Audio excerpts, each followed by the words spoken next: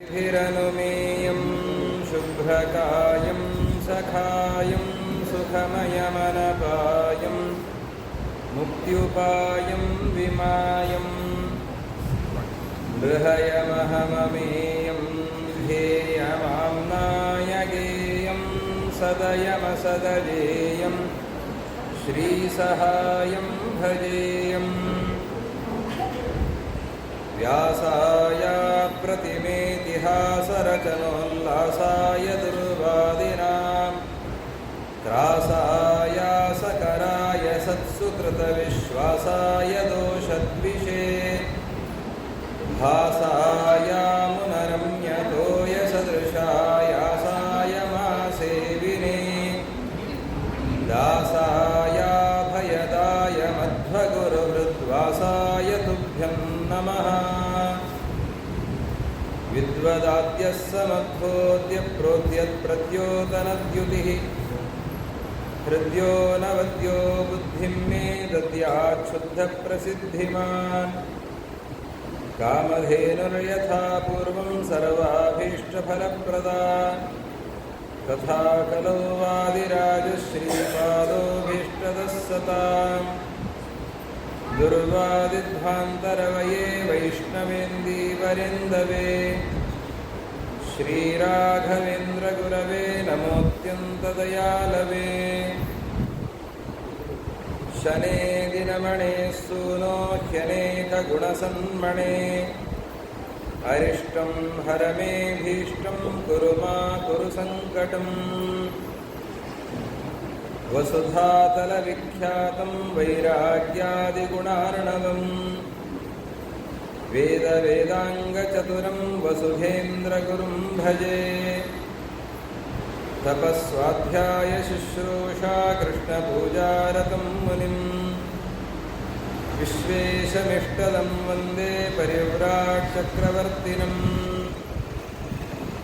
श्रीमन्मध्वमहाचार्यपदपद्मैकसद्मनाम् अणूनां महतां चापि भवतात् करुणामयि। हरिः ॐ। नारायणं सुरगुरुं जगदेकनाथं भक्तप्रियं सकललोकनमस्कृतं च त्रैगुण्यवर्जितमजं विभुमाद्यमीशं वन्दे भवघ्नममरासुरसिद्धवन्द्यम् नारायणाय परिपूर्णगुणार्णवाय विश्वोदयस्थितिलयोन्नियतिप्रदाय ज्ञानप्रदाय विबुधासुरसौख्यदुःखसत्कारणाय वितताय नमो नमस्ते। नारायणं नमस्कृत्य नरं चैव नरोत्तमं देवीं सरस्वतीं व्यासं ततो जयमुदीरयेत्।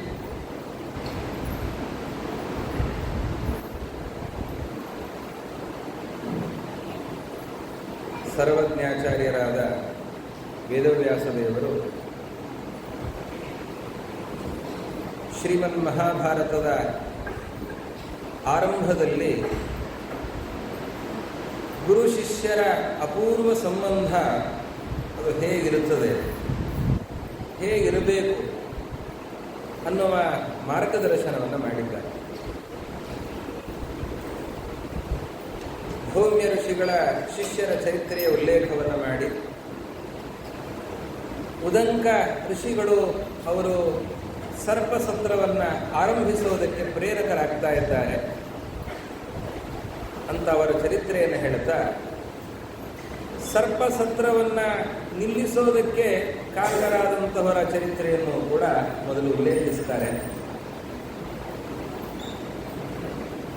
ಜರತ್ಕಾರು ಅಂತ ಒಬ್ಬ ಋಷಿ, ಭಾರೀ ತಪಸ್ವಿ, ಭಯಂಕರ ತಪಸ್ಸನ್ನು ಮಾಡಿರ್ತಾರೆ. ಅಖಂಡ ಬ್ರಹ್ಮಚರ್ಯ ಪಾಲನೆಯನ್ನು ಮಾಡಿಕೊಂಡು ಅವರಿರ್ತಾರೆ.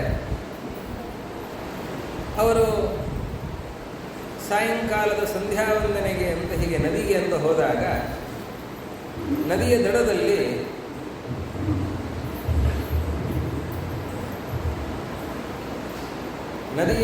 ದಡದಲ್ಲಿ ಒಂದು ಆಲದ ಮರವನ್ನು ನೋಡುತ್ತಾರೆ.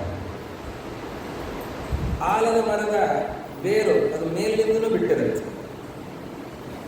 ಆ ಒಂದನ್ನು ಹಿಡಿದುಕೊಂಡು ಒಬ್ಬರು ನಿಂತಿದ್ದಾರೆ, ಅವರನ್ನು ಹಿಡಿದುಕೊಂಡು ಇನ್ನೊಬ್ಬರಿದ್ದಾರೆ, ಅವರನ್ನು ಹಿಡಿದುಕೊಂಡು ಇನ್ನೊಬ್ಬರಿದ್ದಾರೆ. ಹೀಗೆ ಅನೇಕ ಜನ ಒಬ್ಬರನ್ನೊಬ್ಬರು ಹಿಡಿದುಕೊಂಡಿದ್ದಾರೆ, ಒಬ್ಬರ ಕಾಲನ್ನು ಇನ್ನೊಬ್ಬರು ಹಿಡಿದುಕೊಂಡಿದ್ದಾರೆ. ಒಬ್ಬ ವ್ಯಕ್ತಿ ಆ ಆಲದ ಮರದ ಆ ಬೇರನ್ನು ಹಿಡಿದಿದ್ದಾರೆ. ಅವರು ಕೆಳಗಡೆ ಎಷ್ಟರ ಮಟ್ಟಿಗಿದ್ದಾರೆ ಅಂತಂದ್ರೆ, ಕೆಳಗಡೆ ಭಾರಿ ದೊಡ್ಡ ಪ್ರಪಾತ, ಸ್ವಲ್ಪ ಒಬ್ಬರು ಕೈ ಜಾರಿದರೂ ಕೂಡ ಎಲ್ಲರೂ ಪ್ರಪಾತಕ್ಕೆ ಬೀಳಬೇಕು. ಹಾಗೆ ಆ ಪ್ರಪಾತದ ಮೇಲ್ಭಾಗದಲ್ಲಿ ಆ ಗೆಲ್ಲನ್ನು ಹಿಡಿದುಕೊಂಡು ಇದ್ದಾರೆ. ಅಲ್ಲಿ ಒಂದು ಇಲಿ ಆ ಬೇರನ್ನು ಕತ್ತರಿಸ್ತಾ ಇದೆ.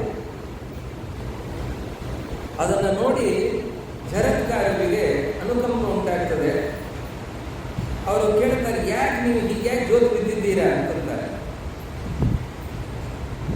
ಯಾರು ನೀವು, ಇಲ್ಲಿ ಯಾಕೆ ಬಂದಿದ್ದೀರಾ, ಈ ಆಲದ ಮರಕ್ಕೆ ಯಾಕೆ ಜೋತು ಬಿದ್ದಿದ್ದೀರಾ, ಸ್ವಲ್ಪ ವ್ಯತ್ಯಾಸ ಆದರೂ ಕೂಡ ನೀವೆಲ್ಲ ಪ್ರಾಣವನ್ನೇ ಕಳ್ಕೊಳ್ಬೇಕಾಗತ್ತೆ, ಇಲ್ಲಿ ಯಾಕೆ ಇದ್ದೀರಾ ನೀವು ಅಂತ ಕೇಳಿದ್ರು. ಆವಾಗ ಅವ್ರು ಹೇಳ್ತಾರೆ, ಯಾಯಾವರ ಅಂತ ಒಂದು ವಂಶ ನಮ್ಮ, ಯಾಯಾವರ ಅಂತ ವಂಶ, ಈ ವಂಶದವರು ನಾವು, ನಮ್ಮಪ್ಪ ನಮ್ಮ ಅಜ್ಜ, ಹೀಗೆ ಈ ಪರಂಪರೆಯವರೆಲ್ಲ ಇದ್ದೇವೆ ನಾವು. ನಮ್ಮ ವಂಶದಲ್ಲಿ ಒಬ್ಬ ಮಹಾನುಭಾವ ಬಂದಿದ್ದಾನೆ. ಅವನಿಗೆ ವಯಸ್ಸಾಗ್ತಾ ಇದೆ, ಮದುವೆ ಆಗ್ತಾ ಇದೆ. ಅವನು ಮದುವೆ ಆಗಿಲ್ಲ ಅಂತ ಕೂತಿದ್ದಾನೆ. ಅವನೇನಾದರೂ ಮದುವೆ ಆದರೆ ಸಂತಾನದಿಂದಾಗಿ ನಮಗೆ ಸದ್ಗತಿಯಾಗತ್ತೆ, ಇಲ್ಲ ಅಂತಾದರೆ ನಾವು ಪ್ರಪಾತಕ್ಕೆ ಬಿಡ್ತಾ ಇದ್ದೇವೆ ಅಂತ ಹೇಳಿದ್ರಂತೆ. ಅವರಂದ್ರಂತೆ, ಆ ಜರತ್ಕಾರು ನಾನೇ ಅಂತ. ನೀವು ಯಾರ ಹೆಸರಿನಲ್ಲಿ ಈ ದುಃಖವನ್ನು ಪಡ್ತಾ ಇದ್ದೀರೋ ಆ ಜರತ್ಕಾರು ನಾನೇ. ಮತ್ತೇನು ಮಾಡ್ತೀವಿ? ಹಾಗಾದರೆ ಬಾಯಲ್ಲಿ ಹೇಳಿದ ಕೆಲವೊಂದು ಅರ್ಥ ಆಗಲ್ಲ ನೋಡಿ, ಕೆಲವೊಂದನ್ನು ಅರ್ಥ ಮಾಡಿಸಬೇಕಾಗತ್ತೆ. ಈ ಅಧ್ಯಾಪಕರು ವಿದ್ಯಾರ್ಥಿಗಳಿಗೆ ಅರ್ಥ ಮಾಡಿಸೋದಕ್ಕೆ ಅನೇಕ ರೀತಿಯ ಕಸರತ್ತುಗಳನ್ನು ಮಾಡ್ತಾ ಇರ್ತಾರೆ. ಹಾಗೆ ಆ ಜರತ್ಕಾರರಿಗೆ ಮದುವೆ ಆಗು ಅಂತ ಅವರ ತಂದೆ ಇರೋ ತನಕ ಹೇಳಿದ್ರು. ಪಾಪ ಮದುವೆ ಆಗಲ್ಲ ಅಂತ ಒಂದೇ ಹೆಟ್ಟ ಅವರು. ಆಮೇಲೆ ಅವ್ರ ತಂದೆನೂ ಕಾಲ ಆದರೂ, ಎಲ್ಲರೂ ಕೂಡ ಹಿಂದಿನವರೆಲ್ಲರೂ ಕೂಡ ಕಾಲ ಆಗಿದ್ದಾರೆ. ಈಗ ವಂಶದಲ್ಲಿರುವಂತಹ ವ್ಯಕ್ತಿ ಅಂದರೆ ಜರತ್ಕಾರು ಒಬ್ಬ ವ್ಯಕ್ತಿ. ಅವರು ನಾನು ಬ್ರಹ್ಮಚಾರಿಯಾಗಿರ್ತೇನೆ, ನಾನು ತಪಸ್ಸನ್ನೇ ಮಾಡಿದ್ದೇನೆ ಅಂತ ತಪಸ್ಸಿನಲ್ಲಿ ದೀಕ್ಷಿತನಾದಂತಹ ವ್ಯಕ್ತಿ. ತಪಸ್ಸು ಒಳ್ಳೆಯದೇ, ಬ್ರಹ್ಮಚರ್ಯ ಪಾಲನೆ ಮಾಡೋದು ಬಹಳ ಶ್ರೇಷ್ಠ. ಆದರೆ ಪ್ರಜಾವೃದ್ಧಿಯಾಗಬೇಕು. ವೇದ ಅದು ಹೇಳುತ್ತೆ, ಗುರುಕುಲದಿಂದ ಶಿಷ್ಯ ಮನೆಗೆ ಅಂತ ಹೊರಟಾಗ ಸ್ನಾತಕನಾಗಿ ಹೊರಡುವ ಕಾಲದಲ್ಲಿ ಪ್ರಜಾತಂತು ಮಹಾವ್ಯವಚ್ಛೇಸಿ, ಗುರುಗಳು ಶಿಷ್ಯರಿಗೆ ಉಪದೇಶ ಮಾಡ್ತಾರೆ, ಈ ಪ್ರಜಾತಂತುವನ್ನು ಕತ್ತರಿಸಬೇಡ. ನಿಮ್ಮ ಹಿರಿಯರಿಂದ ಏನೋ ಪರಂಪರೆ ಬಂದಿದೆ, ಈ ಪರಂಪರೆಯನ್ನು ಮುಂದುವರಿಸುವ ಜವಾಬ್ದಾರಿ ನಿನಗಿದೆ. ಅದು ಎರಡು ರೀತಿಯ ಪರಂಪರೆ. ಒಂದು ಶಿಷ್ಯ ಪರಂಪರೆ, ವಿದ್ಯಾ ಪರಂಪರೆ. ನಿನಗೆ ನಾನು ಗುರುವಾಗಿ ಉಪದೇಶವನ್ನು ಮಾಡಿದ್ದೇನೆ, ನನಗೆ ನನ್ನ ಗುರುಗಳು ಉಪದೇಶ ಮಾಡಿದ್ದಾರೆ. ಹಾಗೆ ನಮ್ಮ ಗುರುಗಳಿಂದ ಬಂದ, ಹಿರಿಯರಿಂದ ಬಂದಂತಹ ವಿದ್ಯಾ ಪರಂಪರೆ ಏನಿದೆ ಅದನ್ನು ನಾನು ನಿನಗೆ ಧಾರೆ ಎರೆದಿದ್ದೇನೆ, ವಿದ್ಯೆಯನ್ನು ಕೊಟ್ಟಿದ್ದೇನೆ. ಈ ವಿದ್ಯಾ ಪರಂಪರೆಯನ್ನು ಮುಂದುವರಿಸುವ ಜವಾಬ್ದಾರಿ ನಿನಗಿದೆ. ನೀನೊಬ್ಬನೇ ಅಧ್ಯಯನವನ್ನು ಮಾಡಿ ಹಾಗೆ ಕುಳಿತುಕೊಳ್ಳೋದಲ್ಲ, ಕೇಳಿದವರಿಗೆ ಹೇಳುವ ಜವಾಬ್ದಾರಿ ನಿನಗಿದೆ. ತಿಳಿದದ್ದನ್ನು ಹೇಳಬೇಕು, ಇದು ಒಂದು. ಮತ್ತೊಂದು ವಂಶ, ಏನೋ ತಂದೆ ಅವರಿಗೆ, ಅಜ್ಜ ಅವರ ತಂದೆ, ಹೀಗೆ ಅಲ್ಲಿದ ಹಿರಿಯರಿಂದ ಬಂದಂತಹ ಪರಂಪರೆ ಏನಿದೆ ಆ ಪರಂಪರೆಯನ್ನು ಮುಂದುವರಿಸಿಕೊಂಡು ಹೋಗಬೇಕು. ಆ ಸಂಸ್ಕಾರ ಅದು ಮುಂದುವರಿತದೆ. ಅರ್ಜುನ ಕೃಷ್ಣನ ಹತ್ರ ಹೇಳುವಾಗ ಅದನ್ನೇ ಹೇಳ್ತಾನೆ, ಯಾವಾಗ ಈ ಕುಲಕ್ಷಯ ಆಗತ್ತೆ, ವಂಶ ಹಾಳಾಗಿ ಹೋಗುತ್ತೆ. ವಂಶ ಹಾಳಾಗಿ ಹೋಯಿತು ಅಂತಂದ್ರೆ ಧರ್ಮ ಹಾಳಾಗಿ ಹೋಗುತ್ತೆ. ಈ ಕ್ಷತ್ರಿಯರು ಇಷ್ಟು ಜನ ಇವರು ಯುದ್ಧದಲ್ಲಿ ಮರಣವನ್ನು ಹೊಂದಿದರು ಅಂತಂದ್ರೆ, ಕೆಲವು ತಲೆಗಳು ಹೋಯಿತು ಅಂತಂದ್ರೆ ಆ ವಂಶ ಮುಂದೆ ಬೆಳೆಯೋದಕ್ಕೆ ಅವಕಾಶವೇ ಇಲ್ಲ. ಆ ವಂಶ ಬೆಳೆಯಿಲ್ಲ ಅಂತಂದ್ರೆ ಅವರ ಪರಂಪರೆಯ ಅನುಷ್ಠಾನಗಳು, ಆ ಸಂಸ್ಕೃತಿ ಏನಿದೆ ಅದು ಹೋಯ್ತಲ್ಲ. ಇವಾಗ ಎಷ್ಟೋ ಸಂಸ್ಕೃತಿಗಳು ಕಳೆದು ಹೋಗಿವೆ. ನಾವಿವತ್ತು ಕೆಲವು ಹುಲಿಯ ಜಾತಿ ಹೊರಟೋಯ್ತು, ಕೆಲವೊಂದು ಆ ಜಾತಿ ಹೊರಟೋಯ್ತು ಅಂತ ಹೇಳ್ತೇವೆ. ಹಾಗೆ ಎಷ್ಟೋ ಮನೆತನದ ಸಂಪ್ರದಾಯಗಳು ನಶಿಸಿ ಹೋಗಿವೆ. ಕೆಲವು ಕಡೆಯಲ್ಲಿ ಮಕ್ಕಳಿದ್ದರೂ ಕೂಡ ಅವರು ಆ ಸಂಪ್ರದಾಯ ಪಾಲನೆ ಮಾಡ್ತಾ ಇಲ್ಲ, ಆ ಸಂಪ್ರದಾಯ ಚ್ಯುತಿಯಾಗ್ತಾ ಇದೆ. ಕೆಲವು ಮನೆಗಳಲ್ಲಿ ಮಕ್ಕಳೇ ಇಲ್ಲ, ಆವಾಗ ಆ ಸಂಪ್ರದಾಯ ಮುಂದುವರಿಯೋದಿಲ್ಲ. ಆದ್ದರಿಂದ ಸಂಪ್ರದಾಯವನ್ನು ಮುಂದುವರಿಸುವಂತಹ ಹೊಣೆಗಾರಿಕೆ ಇದೆ. ಇವತ್ತು ಯಾರು ಯಾವ್ಯಾವರ ಅಂತ ವಂಶ ಕೇಳಿದ್ದೀರ? ನಾನಂತೂ ಕೇಳಿಲ್ಲ. ಆ ವಂಶ ಎಲ್ಲಿದೆ ಇವತ್ತು? ಹಾಗೆ ಅನೇಕ ವಂಶಗಳು ಹೊರಟೋಗ್ತವೆ, ಅವರ ಸಂಪ್ರದಾಯಗಳು ಅದೆಲ್ಲವೂ ಕೂಡ ಹೊರಟೋಗ್ತವೆ. ಅವರು ಅಂತಾರೆ, ಈ ವಂಶ ಇವತ್ತು ನಶಿಸಿ ಹೋಗ್ತಾ ಇದೆ, ಜಗತ್ಕಾರು ನೀನು ಮದುವೆ ಆಗಲಿಲ್ಲ ಅಂತಾದರೆ ಆವಾಗ ನಮ್ಮ ವಂಶ ಹೊರಟೋಯ್ತು. ಈ ಧರ್ಮದ ಪರಂಪರೆ, ನಮ್ಮ ಹಿರಿಯರಿಂದ ಬಂದ ಸಂಸ್ಕೃತಿ ಅದೆಲ್ಲವೂ ಕೂಡ ಹೊರಟೋಗುತ್ತೆ. ಅದಕ್ಕೆ ಆ ಜಗತ್ಕಾರ ಅಂತಾರೆ, ನೀವು ಹೀಗೆ ಹೇಳ್ತಾ ಇದ್ದೀರಿ ಹಿರಿಯರು ಅಂತ ಆದ ಮೇಲೆ ನಿಮ್ಮ ಮಾತನ್ನು ಕೇಳುವ ಜವಾಬ್ದಾರಿ ನನ್ನದಿದೆ. ನಾನು ನಿಮ್ಮ ಮಾತನ್ನು ಕೇಳ್ತೇನೆ. ಮದುವೆ ಆಗೋದಕ್ಕೆ ನಾನು ಸಿದ್ಧನಿದ್ದೇನೆ ಅಬ್ಬ ಅಂತೂ ಮದುವೆ ಆಗೋದಕ್ಕೆ ಇಷ್ಟು ಬಾಯಿ ಮಾತಿನಿಂದ ಹೇಳಿದ್ರು ಇವರಿಗೆ ಅರ್ಥ ಆಗಿರಲಿಲ್ಲ. ಅದಕ್ಕೆ ಇವರೊಂದು ಪ್ರಾತ್ಯಕ್ಷಿಕೆಯನ್ನೇ ಮಾಡಿ ತೋರಿಸಬೇಕಾಯ್ತು ಅವರಿಗೆ, ಜಗತ್ಕಾರರಿಗೆ. ಅಂತೂ ಮದುವೆ ಆಗೋದಕ್ಕೆ ಒಪ್ಪಿದ್ದಾನೆ. ಆದರೆ ಅಂತ ಮತ್ತಿನ್ನೇನಪ್ಪ ಇದು? ಜಗತ್ಕಾರ ಹೇಳ್ತಾನೆ, ನಾನು ಮದುವೆ ಆಗ್ತೇನೆ. ಮದುವೆ ಆಗಬೇಕು ಅಂತಂದರೆ ಒಂದು ಪಣ ಇದೆ. ಏನು ಅಂತಂದರೆ, ನನಗೆ ಮದುವೆ ಆಗಲಿಕ್ಕೆ ಯಾವ ಹೆಣ್ಣು ಬರಬೇಕು, ಆ ಹೆಣ್ಣಿಗೂ ಕೂಡ ಇದೇ ಹೆಸರೇ ಇರಬೇಕು ಅಂತ. ಇದಂಥದ್ದು ಇವತ್ತು ಅನೇಕರು ಹೇಳೋದಿದೆ, ನಾನು ಯಾವ ಇಸ್ವಿಯಲ್ಲಿ ಹುಟ್ಟಿದ್ದೇನೋ ಅದೇ ಇಸ್ವಿಯಲ್ಲಿ ಹುಟ್ಟಿರುವಂತಹ ಹೆಣ್ಣೇ ಬೇಕು ಅಥವಾ ಗಂಡೇ ಬೇಕು. ಇನ್ನೂ ಕೆಲವರು ಮುಂದುವರೆದು, ನಾನು ಯಾವ ತಿಂಗಳಲ್ಲಿ ಹುಟ್ಟಿದ್ದೇನೋ ಅದೇ ತಿಂಗಳಲ್ಲಿ ಹುಟ್ಟಿರುವ ಗಂಡು ಬೇಕು ಅಥವಾ ಹೆಣ್ಣು ಬೇಕು ಅಂತ ಅಪೇಕ್ಷೆ ಪಡುವ ಗಂಡು ಮಕ್ಕಳು ಹೆಣ್ಣು ಮಕ್ಕಳಿದ್ದಾರೆ. ಆದರೆ ಇದು ಇಂಥ ಅಪೇಕ್ಷೆಯನ್ನು ಯಾರು ಪಟ್ಟಿಲ್ಲ. ಜಗತ್ಕಾರರು ಹೇಳುವಂತಹ ಅಪೇಕ್ಷೆಯನ್ನು ಯಾವ ಹೆಣ್ಣು ಗಂಡು ಪಡಲಿಲ್ಲ. ಯಾಕೆಂದರೆ ಸಿಗೋದೇ ದುರ್ಲಭ, ಸಾಧ್ಯವೇ ಇಲ್ಲ. ಆ ಜಗತ್ಕಾರ ಹೇಳ್ತಾನೆ, ನನ್ನ ಹೆಸರಿನವಳೇ ಆಗಿರಬೇಕು ಅಂಥ ಕನ್ಯೆಯನ್ನು ಮದುವೆ ಆಗ್ತೇನೆ. ಅದು ಮದುವೆ ಆಗೋದು ಹೇಗೆ ಅಂತಂದರೆ, ನಾನು ಕನ್ಯಾರ್ಥಿಯಾಗಿ ಹುಡುಕೊಂಡು ಹೋಗೋದಿಲ್ಲ. ಈಗ ಮನೆ ಮುಂದೆ ನಿಂತುಕೊಂಡು ಭಿಕ್ಷಾಂದೇಹಿ ಅಂತ ಕೇಳಿದರೆ ಭಿಕ್ಷೆಯನ್ನು ಕೊಡ್ತಾರೆ, ತಗೊಂಡ್ಬರ್ತೇವಲ್ಲ, ಆ ರೀತಿಯಲ್ಲಿ ನಾನು ಕಾಡಿನಲ್ಲಿ ನಿಂತುಕೊಂಡು ಕನ್ಯಾಂದೇಹಿ ಅಂತ ಕೇಳ್ತೇನೆ. 3 ಸರ್ತಿ ಹೇಳ್ತೇನೆ ಕನ್ಯಾಂದೇಹಿ ಅಂತ.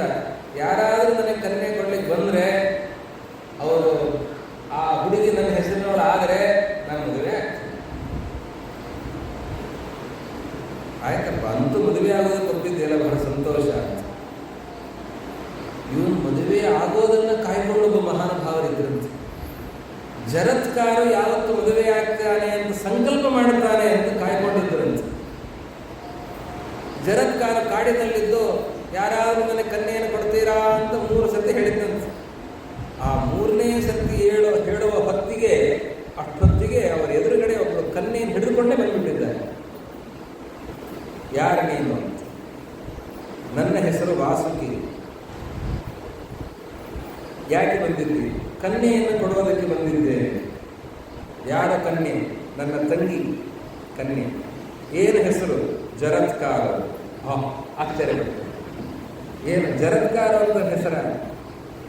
ಹೌದು, ಜಗತ್ಕಾರ ಅಂತ ಹೆಸರು. ಬಹಳ ಸಂತೋಷ. ಕನ್ಯೆಯನ್ನು ಕೊಡ್ತಾ ಇದ್ದಿ, ನಾನು ಭಿಕ್ಷೆಯನ್ನು ಸ್ವೀಕರಿಸುವಂತೆ ಕನ್ಯೆಯನ್ನು ಸ್ವೀಕರಿಸ್ತೇನೆ. ನಿನ್ನ ಅಪೇಕ್ಷೆಯಂತೆ ಇವಳ ಪಾಣಿಗ್ರಹಣವನ್ನು ಮಾಡಿಸ್ತೇನೆ. ಆದರೆ ಒಂದು ಷರತ್ತು, ಇನ್ನೂ ಮುಗಿಲಿಲ್ಲ ಒಂದು ಷರತ್ತು. ಒಂದು ಷರತ್ತು, ನನಗೆ ಅನುಗುಣವಾಗಿರಬೇಕು. ನನ್ನ ಮಡದಿಯಾದವಳು ನನಗೆ ಅನುಗುಣವಾಗಿರಬೇಕು. ಹಾಗಿದ್ದರೆ ನಾನು ಅವಳ ಜೊತೆ ಸಂಸಾರ ಮಾಡಿಕೊಂಡಿರುತ್ತೇನೆ. ಇಲ್ಲ, ನನಗೆ ಅನುಗುಣವಾಗಿಲ್ಲ ಅಂತಾದರೆ ನಾನು ಅವಳನ್ನು ಬಿಟ್ಟು ನಾನು ಮತ್ತೆ ನನ್ನ ಕಾಡಿನ ತಪಸ್ಸಿನ ದಾರಿಯಲ್ಲಿ ಹಿಡಿತೇನೆ. ಆಯಿತು ಅಂತಂದ್ರಂತೆ. ಆ ವಾಸುಕಿ ಅದಕ್ಕೆ ಕಾಯ್ಕೊಂಡಿದ್ದಂತಹ ಮಹಾನುಭಾವ. ಯಾಕೆ ಅಂತ ಅರ್ಥ ಆಗುತ್ತೆ ಮುಂದೆ. ಜಗತ್ಕಾರವನ್ನು ಕೊಟ್ಟು ಜಗತ್ಕಾರರಿಗೆ ಮದುವೆ ಮಾಡಿಕೊಟ್ಟಿದ್ದಾರೆ. ಗಂಡನ ಹೆಸರು ಜಗತ್ಕಾರ, ಹೆಣ್ಣಿನ ಹೆಸರು ಜಗತ್ಕಾರ. ಇಬ್ಬರ ಮದುವೆ ಆಯಿತು. ಮದುವೆ ಆಯಿತು. ಅವರಿಬ್ಬರು ಆಶ್ರಮದಲ್ಲಿ ಗೃಹಸ್ಥ ಧರ್ಮ ಪಾಲನೆಯನ್ನು ಮಾಡಿಕೊಂಡಿದ್ದಾರೆ. ಆ ವಾಸುಕಿಯ ತಂಗಿ ಅವಳು ಚೆನ್ನಾಗಿ ಪತಿ ಸೇವೆಯನ್ನು ಮಾಡಿಕೊಂಡು, ಅಣ್ಣ ಹೇಳಿ ಕಳಿಸಿದ್ದಾನೆ, ನೀನು ಚೆನ್ನಾಗಿ ಗಂಡನನ್ನು ನೋಡಿಕೊಂಡಿರಬೇಕು, ಯಾವುದೇ ಕಾರಣದಿಂದಲೂ ಕೂಡ ಅವನ ಮನಸ್ಸಿಗೆ ನೋವಾಗದಂತೆ ನೀನಿರಬೇಕು. ಹಾಗೆ ಬಹಳ ದೀರ್ಘಕಾಲದಿಂದ ಜೊತೆಯಲ್ಲಿ ಇದ್ದಾಳೆ. ಒಂದು ದಿವಸ ಸಾಯಂಕಾಲದ ಹೊತ್ತಾಯಿತು ನೋಡಿ. ಸಾಯಂಕಾಲದ ಹೊತ್ತಾಯಿತು. ಈ ಗಂಡ ಜರತ್ಕಾರು ಅವರು ಮಲ್ಕೊಂಡಿದ್ದಾರೆ. ಈ ಜರತ್ಕಾರುವಿನ ತೊಡೆಯ ಮೇಲೆ ತಲೆ ಇಟ್ಟು ಮಲ್ಕೊಂಡಿದ್ದಾರೆ. ಅವಳು ಆಲೋಚನೆ ಮಾಡ್ತಾಳೆ, ಸಾಯಂಕಾಲದ ಹೊತ್ತಾಗ್ತಾ ಇದೆ, ಏನು ಮಾಡಬೇಕೀಗ? ಗಂಡನನ್ನು ಎಬ್ಬಿಸಬೇಕಾ ಎಬ್ಬಿಸಬಾರದ? ಸಾಯಂಕಾಲದ ಹೊತ್ತಿನಲ್ಲಿ ಮಲ್ಕೊಳ್ಬಾರದು. ಗಂಡ ಎಂದಿಗೂ ಕೂಡ ಕಾಲಕ್ಕೆ ಸಂಧ್ಯಾವಂದನೆಯನ್ನ ಮೀರಲಿಲ್ಲ. ನಾವು ಪ್ರಾಯಶ್ಚಿತ್ತ ಅರ್ಘ್ಯವನ್ನು ಕೊಡದೆ ಸಂಧ್ಯಾವಂದನೆ ಮಾಡೋದೇ ಗೊತ್ತಿರಲ್ಲ. ಸರಿಯಾದ ಕಾಲಕ್ಕೆ ಅಕಸ್ಮಾತ್ ದ್ವಾದಶಿ ಸಂಧ್ಯಾವಂದನೆ ಮಾಡುವಾಗಲೂ ಕೂಡ ಪ್ರಾಯಶ್ಚಿತ್ತ ಅರ್ಘ್ಯ ಬಂದ್ಬಿಡುತ್ತೆ. ಯಾಕೆಂದ್ರೆ ದಿವಸ ತಡ ಮಾಡಿ ಅರ್ಘ್ಯ ಕೊಟ್ಟ ಅಭ್ಯಾಸ ಆದ್ದರಿಂದ. ಅವ್ರು ಹಾಗಲ್ಲ, ಎಂದಿಗೂ ಕೂಡ ಕಾಲವನ್ನು ಮೀರ್ತಾ ಇರಲಿಲ್ಲ. ಕಾಲಕ್ಕೆ ಸರಿಯಾಗಿ ಸಂಧ್ಯಾವಂದನೆ ಬಹಳ ಮಹತ್ವ ಇದೆ. ಕಾಲಕ್ಕೆ ಸರಿಯಾದ ಸಂಧ್ಯಾವಂದನೆ, ತ್ರಿಕಾಲದಲ್ಲಿಯೂ ಕೂಡ ಕಾಲಕ್ಕೆ ಸರಿಯಾದ ಸಂಧ್ಯಾವಂದನೆಯನ್ನು ಮಾಡೋದರಿಂದ ಬರುವ ವರ್ಚಸ್ಸು, ಆ ವಿದ್ಯೆ ಅದು ಅಪಾರವಾಗುತ್ತೆ. ಅದರ ಮಹತ್ವನೇ ಬೇರೆ. ಕಾಲೇ ಸಂಧ್ಯಾಂ ಸಮಾಚರೆ, ಕಾಲಕ್ಕೆ ಸರಿಯಾಗಿ ಸಂಧ್ಯಾವಂದನೆಯನ್ನು ಮಾಡಬೇಕು. ಈ ಜರತ್ಕಾರು ಹೆಂಡತಿ ಆಲೋಚನೆ ಮಾಡುತ್ತಾಳೆ, ಗಂಡನಿಗೆ ಕಾಲ ಬೀರುತ್ತಾ ಇದೆ, ಸಂಧ್ಯಾವಂದನೆ ಮಾಡಲಿಲ್ಲ ಅಂದರೆ ತಪ್ಪಾಗುತ್ತೆ. ಗಂಡನನ್ನು ಎಬ್ಬಿಸಬೇಕಾ ಎಬ್ಬಿಸಬಾರದ? ಎಬ್ಬಿಸಲಿಲ್ಲ ಅಂತಾದರೆ ಸಂಧ್ಯಾ ಕಾಲ ಮೀರ್ತಾ ಇದೆ, ಸಂಧ್ಯಾ ಕಾಲ ಮೀರಿದ್ರು ನನ್ನನ್ನು ಯಾಕೆ ಎಬ್ಬಿಸಲಿಲ್ಲ ಅಂತ ಗಂಡ ಸಿಟ್ಟು ಮಾಡಬಹುದು. ಎಬ್ಬಿಸಿದರೆ ನನ್ನನ್ನು ಯಾಕೆ ಎಬ್ಬಿಸಿದ್ದಿ ಎಂದು ಸಿಟ್ಟು ಮಾಡಬಹುದು. ಏನೇ ಆಗಲಿ ಪತ್ನಿಯ ಧರ್ಮ ನೋಡಿ. ಆ ಜರತ್ಕಾರ ಹೆಂಡತಿ ಆಲೋಚನೆ ಮಾಡ್ತಾಳೆ, ಪತ್ನಿಯ ಧರ್ಮ ಏನು ಅಂತಂದ್ರೆ ಗಂಡನನ್ನ ಧರ್ಮ ಮಾರ್ಗದಲ್ಲಿ ಪ್ರವೃತ್ತಿ ಮಾಡುವಂತೆ ಮಾಡೋದು ಪತ್ನಿಯ ಧರ್ಮ. ಗಂಡನನ್ನ ಧರ್ಮ ಮಾರ್ಗದಲ್ಲಿ ಪ್ರವೃತ್ತಿ ಮಾಡುವಂತೆ ಮಾಡೋದು ಹೆಂಡತಿಯ ಧರ್ಮ, ಅದು ಪತ್ನಿಯ ಧರ್ಮ. ರಾಮಾಯಣದಲ್ಲಿ ಕಥೆ ಬರುತ್ತೆ. ಸೀತೆ ರಾಮನ ಹತ್ರ ಕೇಳ್ತಾಳೆ, ಎಲ್ಲ ಬಿಟ್ಟು ಕಾಡಿಗೆ ಬಂದಿದ್ದೀವಿ ಸ್ವಾಮಿ, ನಾನೊಂದು ಕೇಳ್ತೇನೆ, ತಪ್ಪು ತಿಳಿಲಿಲ್ಲ ಅಂತಂದ್ರೆ. ಕೇಳು, ಋಷಿ ಜೀವನವನ್ನು ನಡೆಸ್ತೇನೆ ಅಂತ ಕಾಡಿಗೆ ಬಂದಂತಹ ನೀನು ಕೈಯಲ್ಲಿ ಬಿಲ್ಲು ಬಾಣೆಯಾಗಿ ಹಿಡ್ಕೊಂಡಿದ್ದಿ ಅಂತ ಕೇಳ್ತಾಳೆ ಸೀತೆ ರಾಮನ ಹತ್ರ. ಈ ಕೈಯಲ್ಲಿ ಬಿಲ್ಲು ಬಾಣ ಇತ್ತಂದ್ರೆ ಯಾರಿಗೂ ಹೊಡಿಬೇಕು ಅಂತ ಅನಿಸುತ್ತೆ. ಹಿಂಸೆ ಆಗುತ್ತೆ. ಅನ್ಯಾಯವಾಗಿ ಹಿಂಸೆ ಮಾಡೋದು ತಪ್ಪು. ಅದರಲ್ಲಿ ಋಷಿ ಜೀವನವನ್ನು ಮಾಡ್ತಾ ಇರುವಾಗ ಈ ಹಿಂಸೆಗೆ ಒಲವನ್ನು ನೀಡುವಂತಹ ಬಿಲ್ಲು ಬಾಣಗಳು ಕೈಯಲ್ಲಿ ಯಾಕೆ ಅಂತ ಸೀತೆ ಕೇಳ್ತಾಳೆ. ಅದಕ್ಕೊಂದು ಕಥೆಯನ್ನು ಹೇಳ್ತಾಳೆ, ಅದು ಇಲ್ಲಿ ಹೇಳಲ್ಲ. ರಾಮಚಂದ್ರ ಅದಕ್ಕೆ ಉತ್ತರ ಕೊಡ್ತಾನೆ, ಕ್ಷಾತ್ರ ಧರ್ಮ ನಮ್ಮ ಕರ್ತವ್ಯದ ದೃಷ್ಟಿಯಿಂದ ಕೈಯಲ್ಲಿ ಧನುಸ್ಸೆ ಹೊರತಾಗಿ ಹಿಂಸೆಯ ದೃಷ್ಟಿಯಿಂದ ಅಲ್ಲ, ನಾನು ವ್ಯಾಧ ಅಲ್ಲ ಅಂತ ಆ ಉತ್ತರವನ್ನು ನೀಡಿದ್ದಾನೆ ಅಂತ ಅನ್ನೋ ಬೇರೆ ವಿಷಯ. ಆದರೆ ಹೆಂಡತಿಯ ಕರ್ತವ್ಯ ಇದೆ, ಗಂಡನಿಗೂ ಕೂಡ ಧರ್ಮ ಬೋಧನೆಯನ್ನು ಮಾಡುವಂತಹ ಕರ್ತವ್ಯ ಇದೆ. ಆದ್ದರಿಂದ ನನ್ನ ಕರ್ತವ್ಯ ನಾನು ಪತಿವ್ರತೆಯಾಗಿ ಗಂಡ ಧರ್ಮದಲ್ಲಿ ಇರಬೇಕು ಅನ್ನೋದನ್ನು ನೋಡಿಕೊಳ್ಳುವ ಜವಾಬ್ದಾರಿ ನನಗಿದೆ. ಆದ್ದರಿಂದ ನಾನು ಗಂಡನನ್ನು ಎಬ್ಬಿಸ್ತೇನೆ. ಆ ಕೊನೆಗೆ ತೀರ್ಮಾನವನ್ನು ಮಾಡಿ ಅವಳು ಎಬ್ಬಿಸಿದ್ರಂತೆ. ಹೊತ್ತಾಯಿತು, ಹೇಳಿ ಅಂತ ಹೇಳಿದ್ರಂತೆ. ನೋಡ್ತಾರೆ ಜರತ್ಕಾಲ ಅಂತಾರೆ, ನಾನು ಸೂರ್ಯಾರ್ಘ್ಯವನ್ನು ಕೊಡದೇನೆ ಸೂರ್ಯ ಹೇಗೆ ಮುಳುಗ್ತಾ ಇದ್ದ ನಾನು ನೋಡ್ತಾ ಇದ್ದೆ. ಸೂರ್ಯ ಮುಳುಗಲಿಕ್ಕೆ ಸಾಧ್ಯವೇ ಇಲ್ಲ. ನನ್ನ ಸೂರ್ಯಾರ್ಘ್ಯವನ್ನು ತಗೊಂಡೇ ಮುಳುಗಬೇಕು. ವಾಲಕಿಲ್ಯರು ಹೊಂದಿದ್ದಾರೆ 60,000 ಜನ, ಹೆಬ್ಬಟ್ಟಿನ ಗಾತ್ರದವರು. ಅವರು ಕಾಲಕ್ಕೆ ಸರಿಯಾಗಿ ಅರ್ಘ್ಯವನ್ನು ಕೊಡ್ತಾನೆ ಇರ್ತಾರೆ. ನಾವು ಕೊಡದೆ ಹೋದರೂ ಅವರು ಕೊಡ್ತಾ ಇರ್ತಾರೆ. ವಾಲಕಿಲ್ಯರು ಅವರು ಕಾಲಕ್ಕೆ ಸರಿಯಾಗಿ ಕೊಡ್ತಾ ಇರ್ತಾರೆ. ಹಾಗೆ ಜರತ್ಕಾರ ಅಂತಾರೆ, ನಾನು ಕಾಲಕ್ಕೆ ಸರಿಯಾಗಿ ಅರ್ಘ್ಯವನ್ನು ಕೊಡುವಂಥವನು, ನನ್ನ ಅರ್ಘ್ಯವನ್ನು ತಗೊಳ್ಳದೇನೆ ಸೂರ್ಯ ಹೇಗೆ ಅಸ್ತ ಆಗ್ತಾ ಇದೆ. ಆದ್ದರಿಂದ ನೀನು ನನ್ನನ್ನು ಎಬ್ಬಿಸಿ ತಪ್ಪು ಮಾಡಿದ್ದಿ, ನಾನಿನ್ನ ಮನೆಯಲ್ಲಿರೋದಿಲ್ಲ, ನಾನು ಹೊರಟೆ. ಕಾಲು ಹಿಡಿದುಕೊಡ್ತಾಳೆ, ಸ್ವಾಮಿ ತಪ್ಪಾಯಿತು, ನಾನು ಇದು ಧರ್ಮ ಅನ್ನೋ ದೃಷ್ಟಿಯಿಂದ ನಿಮ್ಮನ್ನು ಎಬ್ಬಿಸಿದೆ, ಇದೇ ಅಧರ್ಮ ಅಂತಂದ್ರೆ ನನಗೆ ಗೊತ್ತಿಲ್ಲ ಅಂತ ಹೇಳಿದೆ. ಆವಾಗ ಜರತ್ಕಾರು, ಇಲ್ಲ ನೀನು ನನ್ನನ್ನು ಎಬ್ಬಿಸಿದ್ದೆ ಆದರೆ ನಾನು ಹೊರಡ್ತೇನೆ. ಆವಾಗ ಅವಳು ಕೇಳ್ತಾಳೆ, ಜರತ್ಕಾರು ಕೇಳ್ತಾಳೆ, ನಿಮ್ಮಿಂದ ಯೋಗ್ಯವಾದ ಸಂತಾನದ ಅಪೇಕ್ಷೆಯಿಂದ ನಾನು ಬಂದವಳು, ನೀವು ಹೀಗೆ ಹೊರಟರೆ ನನ್ನ ಗತಿ ಏನು ಅಂತ ಕೇಳಿದರೆ ಆವಾಗ ಅವರಂತಾರೆ, ಅದು ತಿಳಿದೇ ನಾನು ಹೊರಡ್ತಾ ಇದ್ದೇನೆ. ನಿನ್ನ ಗರ್ಭದಲ್ಲಿ ಆಗಲೇ ಯೋಗ್ಯವಾದ ಸಂತಾನ ಬೆಳೀತಾ ಇದೆ. ಇದು ಸರ್ಪ ಕುಲವನ್ನೇ ಉಳಿಸುವಂತಹ ಯೋಗ್ಯವಾದ ಸಂತಾನ ನಿನ್ನ ಗರ್ಭದಲ್ಲಿ ಈಗಾಗಲೇ ಬೆಳೀತಾ ಇದೆ. ಅದು ತಿಳಿದೇ ನಾನು ಈ ಪ್ರವೃತ್ತಿಯನ್ನು ಮಾಡಿದೆ. ನನಗೆ ನನ್ನ ತಪಸ್ಸು ಬೇಕಾಗಿದೆ, ಹಾಗೆ ಕರ್ತವ್ಯವೂ ಇದೆ. ನಮ್ಮ ಹಿರಿಯರು ಹೇಳಿರುವಂತಹ ಮಾತನ್ನು ನಡೆಸುವಂತಹ ಜವಾಬ್ದಾರಿ ಇದೆ. ಆದ್ದರಿಂದ ಋಷಿ ಪರಂಪರೆಯನ್ನು ಮುಂದುವರೆಸುವುದಕ್ಕಾಗಿ ಉತ್ತಮವಾದ ಸಂತಾನವನ್ನು ನೀಡಿದ್ದೇನೆ. ಉತ್ತಮವಾದ ಮಗ ಹುಟ್ಟುತ್ತಾನೆ. ಅವನ ಹೆಸರು ಆಸ್ತಿಕ. ಇವತ್ತು ಎಲ್ಲ ಕಡೆ ಬರೀತಾರೆ ಆಸ್ತಿಕ ಅಂತ, ಈಗೆಲ್ಲ ಬರೆಯೋದು ಬಿಟ್ಟಿದೆ, ಮೊದಲು ಬರೀತಾ ಇದ್ರು. ಸರ್ಪಗಳಿಂದ ರಕ್ಷಣೆ ಆಗಬೇಕು ಅಂದರೆ ಆಸ್ತಿಕರ ಸ್ಮರಣೆಯನ್ನು ಮಾಡಬೇಕು. ಅದು ಯಾಕೆ ಅಂತಂದರೆ ವಾಸುಕಿ ಇದೇ ಉದ್ದೇಶದಿಂದ ಸರ್ಪ ಕುಲವನ್ನು ನಾಶ ಮಾಡುವುದಕ್ಕೆ ಅಂತ ಜನಮೇಜಯ ರಾಜ ಸರ್ಪ ಸತ್ರವನ್ನು ಮಾಡ್ತಾನೆ. ಆ ಸರ್ಪ ಸತ್ರವನ್ನು ತಡೆಯುವಂತಹ ಶಕ್ತಿ ಯಾರಿಗೆ ಅಂತಂದರೆ ಜರತ್ಕಾರವಂತನೋ ಮಹರ್ಷಿಗಳಿಂದ ಹುಟ್ಟುವ ಮಗನಿಗೆ ಮಾತ್ರ ಸಾಧ್ಯವೇ ಹೊರತು ಮತ್ತಿನ್ನು ಯಾರಿಗೂ ಸಾಧ್ಯ ಇಲ್ಲ ಅಂತ ಬ್ರಹ್ಮದೇವರಿಂದ ತಿಳಿದಂತಹ ವ್ಯಕ್ತಿ ವಾಸುಕಿ. ಅದಕ್ಕೆ ಆ ಜರತ್ಕಾರುವಿನಿಂದ ಮಗ ಹುಟ್ಟಬೇಕಲ್ಲ ಸರ್ಪ ಕುಲವನ್ನು ಉಳಿಸೋದಕ್ಕೋಸ್ಕರ. ಅದಕ್ಕಾಗಿ ತಮ್ಮ ತಂಗಿಯನ್ನ ಅದೇ ಹೆಸರಿನಿಂದ ಅವಳನ್ನು ಬೆಳೆಸಿ ಅಂತಹ ಜರತ್ಕಾರುವಿಗೆ ಕೊಡಬೇಕು ಅಂತ ಕಾಪಾಡಿಕೊಂಡು ಬಂದಿರ್ತಾನೆ ವಾಸುಕಿ. ಆ ತನ್ನ ಸೋದರಿಯನ್ನ ತಂಗಿಯನ್ನ ಈ ಜರತ್ಕಾರುವಿಗೆ ಕೊಟ್ಟು ವಾಸುಕಿ ಸರ್ಪ ಕುಲದಲ್ಲಿ ಒಬ್ಬ. ಅದರಲ್ಲಿಯೂ ಕೂಡ 8 ನಾಗಗಳನ್ನು ಪ್ರಧಾನ ನಾಗಗಳನ್ನಾಗಿ ಹೇಳ್ತಾರೆ. ಅದರಲ್ಲಿ ಒಬ್ಬ ತಕ್ಷಕ, ವಾಸುಕಿ ಇವರೆಲ್ಲರೂ ಕೂಡ ಪ್ರಧಾನರಾದಂಥವರು. ಶೇಷದೇವರು ಅವರು ಪ್ರತ್ಯೇಕ ಆಗಿಬಿಡುತ್ತಾರೆ. ಅವರು ನಾನು ಇವರು ಗುಂಪಿಗೆ ಸೇರೋದಿಲ್ಲ, ಇವರು ಹಿಂಸಾ ಪ್ರವೃತ್ತಿಯವರು, ನಾನು ಈ ಗುಂಪಿಗೆ ಸೇರೋದಿಲ್ಲ ಅಂತ ಪರಮಾತ್ಮನ ಸೇವೆಗಾಗಿ ಅವರು ದೀಕ್ಷಿತರಾಗಿ ಭೂಮಿಯ ಭಾರವನ್ನು ಹೊತ್ತು ಅವರು ಪರಮಾತ್ಮನಿಗೆ ಹಾಸಿಗೆಯಾಗಿ ಅವರು ಸೇವೆಯನ್ನು ಸಲ್ಲಿಸ್ತಾರೆ. ಉಳಿದಂತಹ ಸರ್ಪಗಳಲ್ಲಿ ಈ ವಾಸುಕಿ, ತಕ್ಷಕ ಇವರೆಲ್ಲ ಪ್ರಧಾನರಾಗಿದ್ದಾರೆ. ಆ ವಾಸುಕಿ ಸರ್ಪ ಕುಲವನ್ನು ಉಳಿಸೋದಕ್ಕಾಗಿ ತನ್ನ ತಂಗಿಯನ್ನು ಈ ಜರತ್ಕಾರುವಿಗೆ ಕೊಟ್ಟು ಆ ಜರತ್ಕಾರುವಿನಲ್ಲಿ ಹುಟ್ಟಿದ ಮಹಾನುಭಾವರು ಆಸ್ತಿಕರು. ಈ ಜನಮೇಜಯ ರಾಜನಿಗೆ ಉದಂಕರು ಪ್ರೇರಣೆ ಮಾಡಿದ್ದಾರೆ. ಅನೇಕರ ಪ್ರೇರಣೆ ಸಿಕ್ಕಿದೆ. ತಮ್ಮ ತಂದೆಯನ್ನು ಕೊಂದವನು ತಕ್ಷಕ ಅಂತನ್ನುವ ಸೇಡಿನ ದೃಷ್ಟಿಯಿಂದ ಸರ್ಪಕುಲವನ್ನೇ ನಾಶ ಮಾಡುತ್ತೇನೆ ಅಂತ ಆ ಜನಮೇಜಯ ರಾಜ ಸರ್ಪ ಸತ್ರವನ್ನು ಮಾಡೋದಕ್ಕೆ ಅಂತ ಹೊರಟಾಗ ಮಾಡ್ತಾ ಇದ್ದಾರೆ. ಅನೇಕ ಸರ್ಪಗಳು, ಭಯಂಕರವಾದ ವಿಷಸರ್ಪಗಳು ಎಲ್ಲವೂ ಕೂಡ ಬಂದು ಆ ಕುಂಡದಲ್ಲಿ ಬಂದು ಬಿದ್ದು ಪ್ರಾಣವನ್ನು ಕಳೆದುಕೊಳ್ತಾ ಇವೆ. ಆಸ್ತಿಕರು ಬಂದು ಆವಾಗ ತಡೀತಾರೆ. ತಕ್ಷಕ ಇನ್ನೇನು ಬರಬೇಕು, ಅಲ್ಲಿಯೇ ತನಕ ನಡೀತದೆ.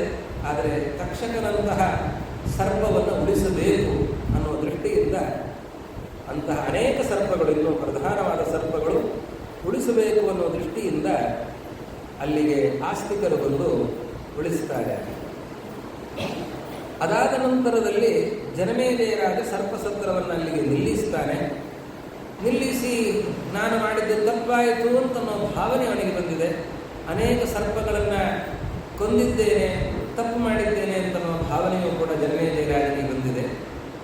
ಅದಕ್ಕೆ ನಾನು ಏನು ಮಾಡಬೇಕು ಅಂತನ್ನುವಾಗ ಅವನು ಸಭಾಮಂಟಪದಲ್ಲಿ ಎಲ್ಲ ಅನೇಕ ಜನ ಹಿರಿಯರು, ವಿದ್ವಾಂಸರು, ಮಂತ್ರಿಮಂಡಲ ಎಲ್ಲವೂ ಕೂಡ ಇದೆ. ಆ ಸಭೆಗೆ ವೇದವ್ಯಾಸ ದೇವರ ಆಗಮನ ಆಗ್ತಾ ಇದೆ. ವೇದವ್ಯಾಸ ದೇವರು ಬಂದಾಗ ಸಭೆ ಇಡೀ ಎದ್ದು ನಿಲ್ಲುತ್ತಾ ಇದೆ, ಅವರಿಗೆ ಗೌರವವನ್ನು ಸೂಚಿಸ್ತಾ ಇದೆ. ಜನಮೇಜಯ ರಾಜ ಬಂದು ಸಾಷ್ಟಾಂಗ ನಮಸ್ಕಾರವನ್ನು ಮಾಡಿ ಅವರನ್ನು ಸುವರ್ಣ ಸಿಂಹಾಸನದಲ್ಲಿ ಕೂಡಿಸಿ ಅವರಿಗೆ ಅರ್ಘ್ಯಪಾದ್ಯಾದಿ ವಿಚಾರಗಳನ್ನು ಸಲ್ಲಿಸಿ ಜನಮೇಜಯ ರಾಜ ವಿನೀತನಾಗಿ ಕೇಳುತ್ತಾನೆ, ನಾನು ತಿಳಿಯಬೇಕಾದ್ದು ಬಹಳಷ್ಟಿದೆ, ತಿಳಿದದ್ದು ಬಹಳ ಅಲ್ಪ ಇದೆ, ತಪ್ಪುಗಳನ್ನು ಸಾಕಷ್ಟು ಮಾಡಿದ್ದೇನೆ, ಈ ತಪ್ಪುಗಳಿಗೆಲ್ಲ ಪ್ರಾಯಶ್ಚಿತ್ತ ಆಗಿರಬೇಕು, ಅಂಥದ್ದನ್ನು ನನಗೆ ಹೇಳಿ ಅಂತಂದರೆ ಅದಕ್ಕೆ ನಿನಗೆ ನನ್ನ ಶಿಷ್ಯ ಉಪದೇಶವನ್ನು ಮಾಡುತ್ತಾನೆ ಅಂತ ಹೇಳಿ ಅವರ ಶಿಷ್ಯರಾದ ವೈಶಂಪಾಯನರು ಅವರ ಜೊತೆಯಲ್ಲಿ ಬಂದಿರುತ್ತಾರೆ. ಆ ವೈಶಂಪಾಯನರಿಗೆ ವೇದವ್ಯಾಸ ದೇವರು ಆದೇಶವನ್ನು ಮಾಡುತ್ತಾರೆ, ನೀನು ಮಹಾಭಾರತದ ಉಪದೇಶವನ್ನು ಈ ಜನಮೇಜಯ ರಾಜನಿಗೆ ಮಾಡಬೇಕು ಅಂತ ವೈಶಂಪಾಯನರಿಗೆ ವೇದವ್ಯಾಸ ದೇವರು ಆದೇಶವನ್ನು ಮಾಡುತ್ತಾರೆ. ವೈಶಂಪಾಯನರು ವೇದವ್ಯಾಸ ದೇವರ ಆದೇಶದಂತೆ ಅವರು ಮಹಾಭಾರತದ ಉಪದೇಶವನ್ನು ಆರಂಭಿಸುತ್ತಾರೆ. ಇದೆಲ್ಲ ಕಥೆ ಮಹಾಭಾರತದೊಳಗೆ ಇದೆ. ಅಂದರೆ ವೇದವ್ಯಾಸ ದೇವರು ಈ ಕಥೆಯನ್ನು ಸೇರಿಸಿಕೊಂಡು ಮಹಾಭಾರತದ ರಚನೆಯನ್ನು ಮಾಡಿದ್ದಾರೆ. ಅಷ್ಟು ಅದ್ಭುತ. ಆದರೆ ವೈಶಂಪಾಯನ ಇದನ್ನೆಲ್ಲ ಹೇಳಲ್ಲ. ಇದರ ಮುಂದಿನ ಭಾಗದಿಂದ ವೈಶಂಪಾಯನ ಉಪದೇಶದ ಆರಂಭ. ಹೇಗೆ ಶ್ರೀಮದ್ ಭಾಗವತದಲ್ಲಿ ಶುಕಾಚಾರ್ಯರ ಆಗಮನ, ಪರೀಕ್ಷಿತ ರಾಜರ ಶಾಪ, ಅವರು ಬಂದು ಉಪದೇಶದ ಆರಂಭ, ಇದೆಲ್ಲ ಪ್ರಸಂಗಗಳು ಶ್ರೀಮದ್ ಭಾಗವತದಲ್ಲೇ ಬರುತ್ತವೆ. ಹೇಗೋ ಅದೇ ರೀತಿಯಲ್ಲಿ ಮಹಾಭಾರತದಲ್ಲಿ ಈ ಕಥಾ ಭಾಗ ಎಲ್ಲವೂ ಕೂಡ ಬಂದಿದೆ.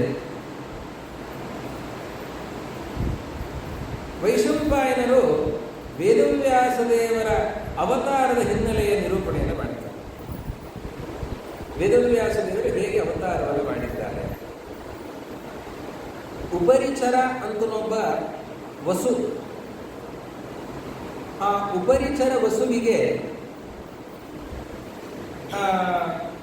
ಸಾಮ್ರಾಜ್ಯ ಇದೆ. ಅವನು ಕಾಡಿನಲ್ಲಿ ತಿರುಗುತ್ತಾ ಇದ್ದಾನೆ. ಕಾಡಿನಲ್ಲಿ ಉಪರಿಚರ ಇರುವಾಗ ಬೇಟೆಗೆ ಅಂತ ಹೋಗಿದ್ದಾನೆ. ಬಹಳ ದೂರ ತನಕ ಹೋಗಿದ್ದಾನೆ. ಅನೇಕ ಮೃಗಗಳ ಬೇಟೆ ಆಡ್ತಾ ಬರ್ತಾ ಇದ್ದಾನೆ. ಕಾಡಿನಲ್ಲಿ ಒಂದು ಕಡೆ ಅವನು ಏಕಾಂಗಿಯಾಗಿದ್ದಾನೆ. ಉಳಿದವರೆಲ್ಲರೂ ಕೂಡ ಬಹಳ ದೂರ ಆಗಿದ್ದಾರೆ. ಅವನು ಏಕಾಂಗಿಯಾಗಿದ್ದಾನೆ. ಪರಿಸರ ಬಹಳ ಸುಂದರವಾಗಿದೆ. ಒಳ್ಳೆ ಪರಿಸರ, ಸಮೃದ್ಧವಾದ ಮರಗಳು, ಒಳ್ಳೆ ತಂಪು ಗಾಳಿ, ಸುಗಂಧ ಭರಿತವಾದಂತಹ ಹೂಗಳು, ಒಳ್ಳೆಯ ಫಲಗಳು, ಅದನ್ನೆಲ್ಲ ನೋಡಿದ್ದಂತೆ ಅವನಿಗೆ ಅನ್ನಿಸ್ತಂತೆ, ಇಷ್ಟು ದೂರ ಬಂದಿದ್ದೇನೆ, ನನ್ನ ಹೆಂಡತಿಯನ್ನು ಕರ್ಕೊಂಡು ಬಂದಿದ್ರೆ ಚೆನ್ನಾಗಿತ್ತು ಅಂತ ಅನ್ನಿಸ್ತಂತೆ. ಒಬ್ಬನೇ ಬಂದಿದ್ದೇನೆ, ಅಂತಃಪುರದಲ್ಲಿ ಯಾವಾಗಲೂ ಕೂಡ ಮಡದಿ ಇರ್ತಾಳೆ, ಅವಳನ್ನು ಕೂಡ ಇಲ್ಲಿಗೆ ಕರ್ಕೊಂಡು ಬಂದಿದ್ರೆ ಚೆನ್ನಾಗಿತ್ತು ಅಂತ ಮನಸ್ಸಿನಲ್ಲಿ ಹೆಂಡತಿಯ ಬಗ್ಗೆ ಆಲೋಚನೆ ಮಾಡ್ತಾ ಇದ್ದಾನೆ. ಅವನಿಗೆ ವೀರ್ಯ ಜಾರಿ.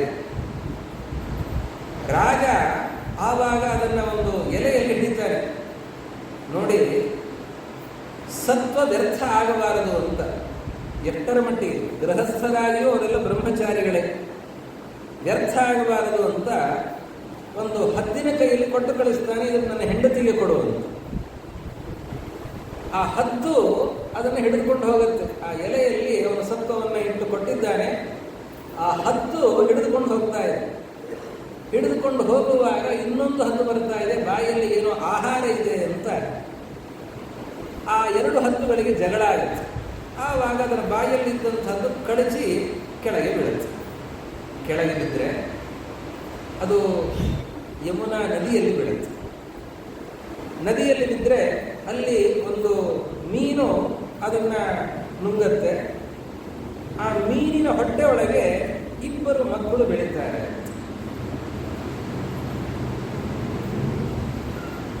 ಅದರಲ್ಲಿ ಆ ಗಂಡು ಮಗು, ಒಂದು ಹೆಣ್ಣು ಮಗು, ಎರಡು ಮಕ್ಕಳು. ಗಂಡು ಮಗುವನ್ನು ನೇರವಾಗಿ ಹೋಗಿ ಉಪರಿಚರನಿಗೆ ಕೊಡ್ತಾರೆ. ಹೆಣ್ಣು ಮಗು, ಆ ಹೆಣ್ಣು ಮಗು ನಿನ್ನ ಹತ್ರನೇ ಇರಲಿ ಅಂತ ಉಪರಿಚರ ಹೇಳ್ತಾನೆ ಬೆಸ್ತರಿಗೆ. ಆ ಮೀನು ಸಿಗತ್ತೆ. ಆ ಮೀನನ್ನು ಸೂಕ್ಷ್ಮವಾಗಿ ಕೊಯ್ಯುವಾಗ ಅದರಲ್ಲಿ ಎರಡು ಮಕ್ಕಳು, ಅವಳಿ ಮಕ್ಕಳು ಸಿಗ್ತವೆ. ಆಶ್ಚರ್ಯ ಆಗತ್ತೆ. ಪುರುಷ ಸಂತಾನ ಈ ಮೀನಿನ ಹೊಟ್ಟೆ ಒಳಗಡೆ ಬೆಳೀತಾ ಇರೋದು ಹೇಗೆ ಅಂತ. ಅನರ್ಘ್ಯವಾದ ವಸ್ತು ಅಂತ ಹೇಳಿ ರಾಜನಿಗೆ ಆ ಮಗುವನ್ನು, ಆ ಮಕ್ಕಳನ್ನು ತಗೊಂಡು ಹೋಗ್ತಾರೆ. ಆವಾಗ ಗಂಡು ಮಗನನ್ನು ಸ್ವೀಕರಿಸಿ ಹೆಣ್ಣು ಮಗುವನ್ನು ನೀನೇ ಬೆಳೆಸು ಅಂತ ಕೊಡ್ತಾರೆ. ಅವಳೇ ಸತ್ಯವತಿ. ಉಪರಿಚರನಿಂದ ಹುಟ್ಟಿದವಳು, ಅದು ಮೀನಿನ ಹೊಟ್ಟೆಯಲ್ಲಿ ಹುಟ್ಟಿದವಳು. ಹೀಗಾಗಿ ಅವಳನ್ನು ಮತ್ಸ್ಯಗಂಧ ಅಂತ ಕರೀತಾರೆ. ಯಾಕೆಂತಂದರೆ ಸ್ವಲ್ಪ ಶರೀರದಿಂದ ಮೀನಿನ ವಾಸನೆ ಬರ್ತಾ ಇರ್ತೈತೆ ಯಾವಾಗಲೂ. ಅವಳು ಮತ್ಸ್ಯಗಂಧ ಅಂತ ಅನಿಸ್ಕೊಂಡಿದ್ದಾಳೆ. ಅಂತಹ ಮತ್ಸ್ಯಗಂಧ ಅವಳು ಬೆಳೆದಿದ್ದಾಳೆ. ತಂದೆ ಜೊತೆಯಲ್ಲಿ ತಂದೆಗೆ ಅನುಕೂಲಳಾಗಿದ್ದಾಳೆ. ದಾಶ ರಾಜ ಬೆಸ್ತ ಅವನು ಬೆಳೆಸಿದ್ದಾನೆ. ಸತ್ಯವತಿ ಅಂತ ಮಗಳನ್ನು ಚೆನ್ನಾಗಿ ಬೆಳೆಸಿದ್ದಾನೆ. ಅವನು ತಂದೆ ಯಾವ ಕಸುಬಿನಲ್ಲಿದ್ದಾನೋ, ಯಾವ ವೃತ್ತಿಯಲ್ಲಿದ್ದಾನೋ ಅದನ್ನೇ ಮಗಳು ಕೂಡ ಮುಂದುವರಿಸ್ತಾ ತಂದೆಗೆ ಅನುಕೂಲಳಾಗಿದ್ದಾಳೆ. ತಂದೆ ಅವನು ದೋಣಿಯನ್ನು ಹಾಕ್ತಾ ಇದ್ದಂಥವನು, ನಾವಿಕರನ್ನು ಬಂದಂಥವರನ್ನು ನಾವಿಕನಾಗಿ ದಡ ಸೇರಿಸ್ತಾ ಇದ್ದ. ಅದೇ ಕೆಲಸವನ್ನು ಸತ್ಯವತಿಯು ಕೂಡ ಮಾಡ್ತಾ ಇದ್ದಾಳೆ. ಒಂದು ಸಂದರ್ಭದಲ್ಲಿ ಪರಾಶರ ಋಷಿಗಳು ಅಲ್ಲಿಗೆ ಬರುತ್ತಾರೆ. ಪರಾಶರರು ಯಾರು? ಚತುರ್ಮುಖ ಬ್ರಹ್ಮದೇವರ ಮಕ್ಕಳಲ್ಲಿ ವಸಿಷ್ಠರು. ಆ ವಸಿಷ್ಠರಲ್ಲಿ ಹುಟ್ಟಿದಂಥವರು ಶಕ್ತಿ. ಆ ಶಕ್ತಿಯ ಮಗ ಪರಾಶರ. ವಸಿಷ್ಠರ ಮೊಮ್ಮಗ. ವಸಿಷ್ಠರ ಮಗ ಶಕ್ತಿ, ಶಕ್ತಿಯ ಮಗ ಪರಾಶರ. ಆ ಪರಾಶರ ಋಷಿಗಳು ಅವರು ಈ ಯಮುನಾ ತೀರಕ್ಕೆ ಬಂದಿದ್ದಾರೆ. ಅವರು ಹೇಳ್ತಾರೆ, ನಾನು ಆ ದಡಕ್ಕೆ ಹೋಗಬೇಕಾಗಿದೆ ಅಂತಂದರೆ ಸತ್ಯವತಿ ದೇವಿ ಅವಳು ಬನ್ನಿ, ನಾನು ಕರೆದುಕೊಂಡು ಹೋಗ್ತೇನೆ ಅಂತ ಅವಳು ಹುಟ್ಟು ಹಾಕ್ತಾ ಇದ್ದಾರೆ. ಪರಾಶರ ಋಷಿಗಳು ಅವರು ಅಲ್ಲಿ ಇನ್ನೊಂದು ದಡಕ್ಕೆ ಹೋಗದೇನೆ ಮಧ್ಯದಲ್ಲಿ ಒಂದು ದ್ವೀಪಕ್ಕೆ ಕರೆದುಕೊಂಡು ಹೋಗ್ತಾರೆ. ಯಮುನೆಯ ಮಧ್ಯದಲ್ಲಿ ಒಂದು ದ್ವೀಪಕ್ಕೆ ಕರೆದುಕೊಂಡು ಹೋಗ್ತಾರೆ. ದ್ವೀಪಕ್ಕೆ ಕರೆದುಕೊಂಡು ಹೋಗಿ ಅಲ್ಲಿ ಪರಾಶರ ಋಷಿಗಳು ಸತ್ಯವತಿಯನ್ನು ಮದುವೆಯಾಗ್ತಾರೆ. ಸತ್ಯವತಿಯಲ್ಲಿ ವೇದವ್ಯಾಸ ದೇವರ ಅವತಾರ. ಇದರ ಬಗ್ಗೆ ಒಂದು ವಿಚಾರ. ಪರಾಶರರು ಸತ್ಯವತಿ ದೇವಿಯನ್ನ ಆ ದ್ವೀಪಕ್ಕೆ ಕರೆದುಕೊಂಡು ಹೋಗಿ ಅವರು ಗರ್ಭಾಧಾನವನ್ನು ಮಾಡುತ್ತಾರೆ. ಸತ್ಯವತಿಯಲ್ಲಿ ವೇದವ್ಯಾಸರು ಹುಟ್ಟುತ್ತಾರೆ. ಅವಳು ಇನ್ನು ಮದುವೆ ಆಗದ ಹೆಣ್ಣು, ಕನ್ಯೆ. ಮದುವೆ ಆಗದ ಹೆಣ್ಣು, ಕನ್ಯೆ ಅಂತಹ ಸತ್ಯವತಿಯನ್ನ ಪರಾಶರರು ಸ್ವೀಕಾರ ಮಾಡಿ ಅಲ್ಲಿ ಸತ್ಯವತಿಯಲ್ಲಿ ಹುಟ್ಟಿದಂಥವರು ವೇದವ್ಯಾಸರಾದ್ದರಿಂದಾಗಿ ಅವರನ್ನ ಕಾನೀನ ಅಂದರೆ ಕನ್ಯೆಗೆ ಹುಟ್ಟಿದವರು. ಕನ್ಯೆಗೆ ಹುಟ್ಟಿದವರು ಅಂತಂದರೆ ಮದುವೆ ಆಗದ ಅವಸ್ಥೆಯಲ್ಲಿ ಕನ್ಯೆಯಲ್ಲಿ ಹುಟ್ಟಿದಂತಹ ವ್ಯಕ್ತಿ ಅಂತ ಕೆಲವರು ಚಿಂತನೆ ಮಾಡ್ತಾರೆ. ಉದಾಹರಣೆಗೆ ಕರ್ಣ. ಕುಂತಿಗೆ ಮದುವೆಯಾಗುವ ಮೊದಲೇ ಸೂರ್ಯನಿಂದ ಕರ್ಣ ಹುಟ್ಟಿದ್ದಾನೆ.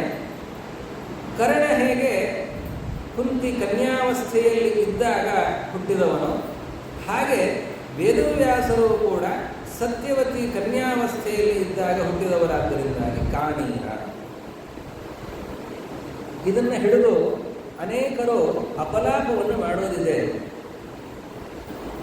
ಮಹಾಭಾರತ ದೊಡ್ಡದು ಅಂತ ಹೇಳ್ತೀರಾ, ಪಾಂಡವರು ದೊಡ್ಡವರು ಅಂತ ಹೇಳ್ತೀರಾ, ಇವರೆಲ್ಲರೂ ಕೂಡ ಅನೈತಿಕ ಸಂಬಂಧದಿಂದ ಹುಟ್ಟಿದವರು, ಆದ್ದರಿಂದ ಅವರನ್ನು ಏನು ದೊಡ್ಡವರು ಅಂತ ಹೇಳ್ತೀರಾ ಅಂತ ಆಕ್ಷೇಪವನ್ನು ಮಾಡೋದಿದೆ. ಎಲ್ಲರೂ ತಿಳಿದುಕೊಳ್ಳಬೇಕಿದೆ. ವೇದವ್ಯಾಸರ ಬಗ್ಗೆ, ಪಾಂಡವರ ಬಗ್ಗೆ, ಮಹಾಭಾರತದ ಬಗ್ಗೆ ಆಕ್ಷೇಪವನ್ನು ಮಾಡುವಂತಹ ಮಾತುಗಳಿವೆ. ಅನೇಕರು ಇದನ್ನು ಆಕ್ಷೇಪಿಸುತ್ತಾರೆ. ನಾವು ಸರಿಯಾಗಿ ಅರ್ಥವನ್ನು ಮಾಡಿಕೊಳ್ಳಬೇಕು. ಈ ಆಕ್ಷೇಪಕ್ಕೆ ಅವಕಾಶ ಇಲ್ಲ. ಎಲ್ಲರ ಈ ವೇದವ್ಯಾಸ ದೇವರ ಕರ್ಣನಂತೆ ವೇದವ್ಯಾಸ ದೇವರ ಜನನ ಅಲ್ಲ. ವೇದವ್ಯಾಸ ದೇವರಿಗೆ ಜನನವೇ ಇಲ್ಲ, ಮೊದಲಿಗೆ ಹುಟ್ಟೇ ಇಲ್ಲ. ಹುಟ್ಟಿಲ್ಲದ ವೇದವ್ಯಾಸ ದೇವರು ಬರ್ತಾರೆ, ಅವತರಿಸಿ ಬರ್ತಾರೆ. ಮತ್ತೆ ಕನ್ಯಾವಸ್ಥೆಯಲ್ಲಿ ಸತ್ಯವತಿಯಿಂದ ಹುಟ್ಟಿದ್ದಾರೆ ಅಂತಂದರೆ ಅದಕ್ಕೆ ಸ್ಪಷ್ಟವಾಗಿ ಹೇಳ್ತಾರೆ. ಇದಕ್ಕೆ ವಾದಿರಾಜರು ಬಹಳ ವಿಸ್ತೃತವಾದ ವಿವರಣೆಯನ್ನು ಕೊಡ್ತಾರೆ.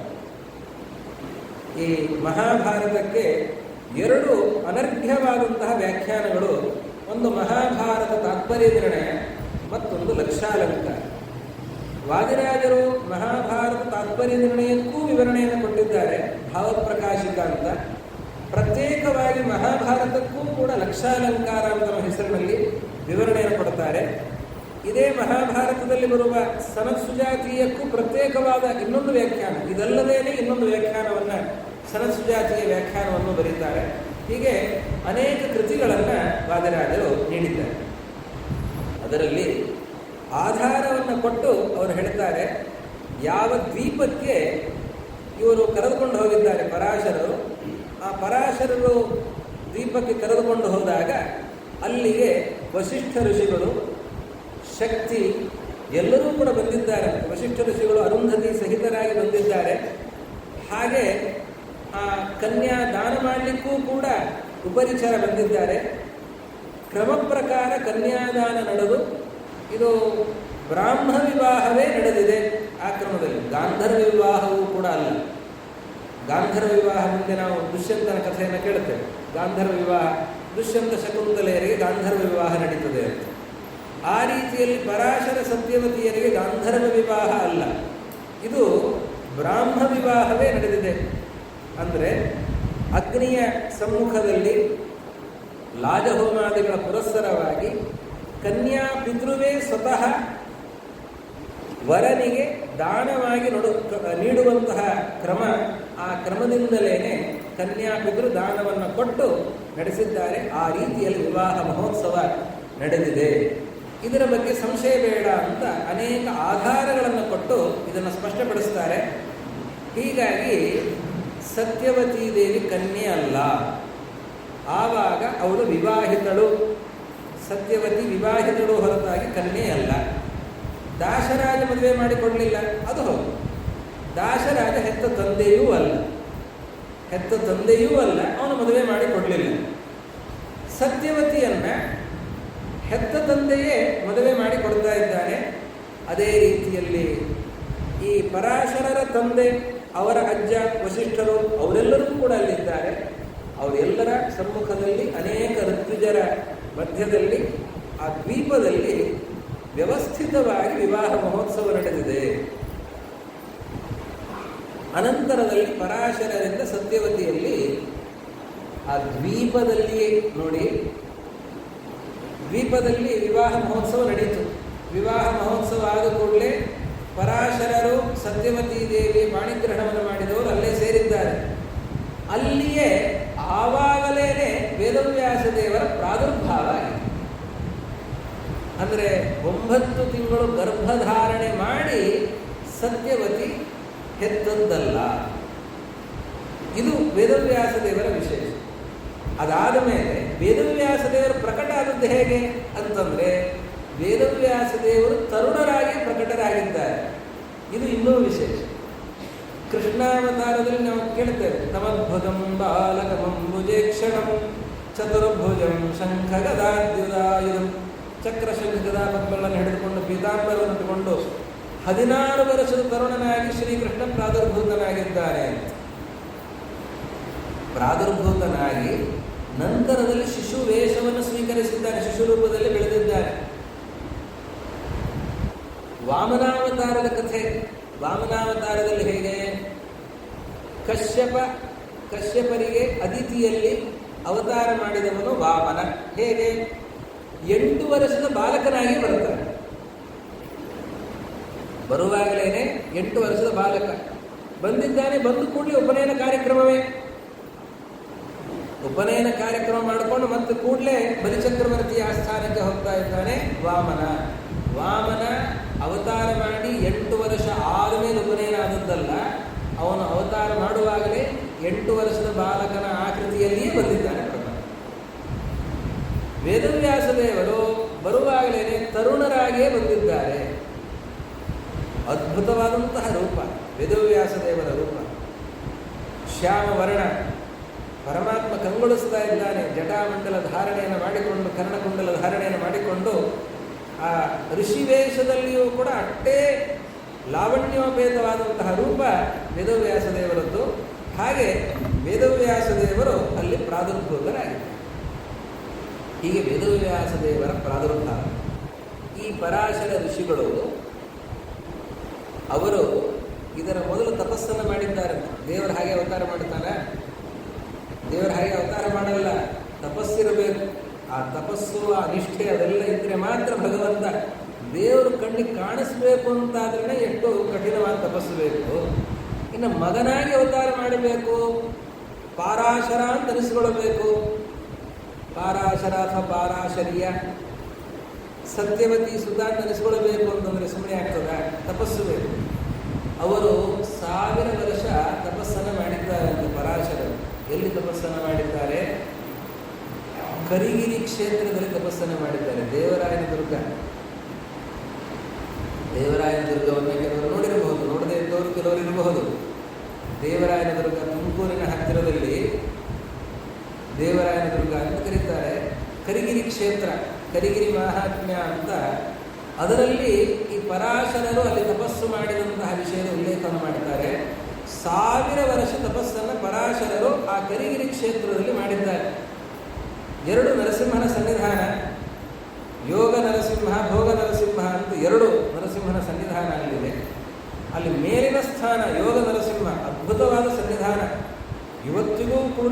ಅದ್ಭುತವಾದಂತಹ ಒಂದು ಸನ್ನಿಧಾನದ ಅನುಭವ ನಮಗಲ್ಲಿ ಆಗತ್ತೆ. ಒಂದು 25-30 ವರ್ಷಗಳ ಹಿಂದಿನ ತನಕವೂ ಕೂಡ ಹೇಗಿತ್ತು ಅಂದರೆ, ಆ ನರಸಿಂಹನ ಸನ್ನಿಧಾನ ಏನಿದೆ, ಆ ನರಸಿಂಹನ ಆಕೃತಿ ಏನಿದೆ, ಆ ನರಸಿಂಹನ ಕೆಳಗೆ ಬಾಳೆ ಎಲೆಯನ್ನು ಹಾಸಿದರೆ ಇಲ್ಲಿ ಹಾಕಿದರೆ ಆ ಕಡೆ ಹೊರಗಡೆ ಬರ್ತಾ ಇತ್ತು. ಸುತ್ತಲೂ ಕೂಡ ಎಲ್ಲಿಯೂ ಕೂಡ ಭೂಸ್ಪರ್ಶವೇ ಇಲ್ಲ.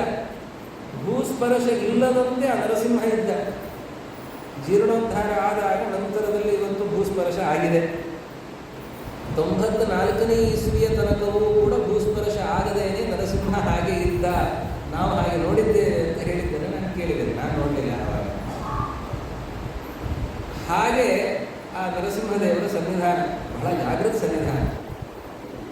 ಬ್ರಹ್ಮದೇವರು ಆ ಪರಮಾತ್ಮನ ಪಾದವನ್ನು ತೊಳೆದಾಗ ಆ ಜಲಧಾರೆ ಹರಿದು ಬಂದದ್ದು ಆ ನರಸಿಂಹನ ಸನ್ನಿಧಾನದ ಕೆಳಭಾಗದಲ್ಲಿ ಇದೆ. ತೀರ್ಥಪಾದ ಅಂತ ಕರೀತಾರೆ. ಅತ್ಯಂತ ಪವಿತ್ರವಾದಂತಹ ಸ್ಥಳ. ನರಸಿಂಹನಿಗೆ ಅಭಿಷೇಕ ಮಾಡಿದ್ದು ಇವತ್ತಿಗೂ ಕೂಡ ಅಲ್ಲಿ ಸೇರುತ್ತದೆ. ಹೇಗೆ ಹೋಗ್ತದೆ ಅಂತ ಇವತ್ತಿಗೂ ಅರ್ಥ ಆಗಲ್ಲ. ಆದರೆ ಅಲ್ಲಿ ಯಾವತ್ತಿಗೂ ನೀರಿದ್ದೇ ಇರ್ತದೆ. ಬೆಟ್ಟದ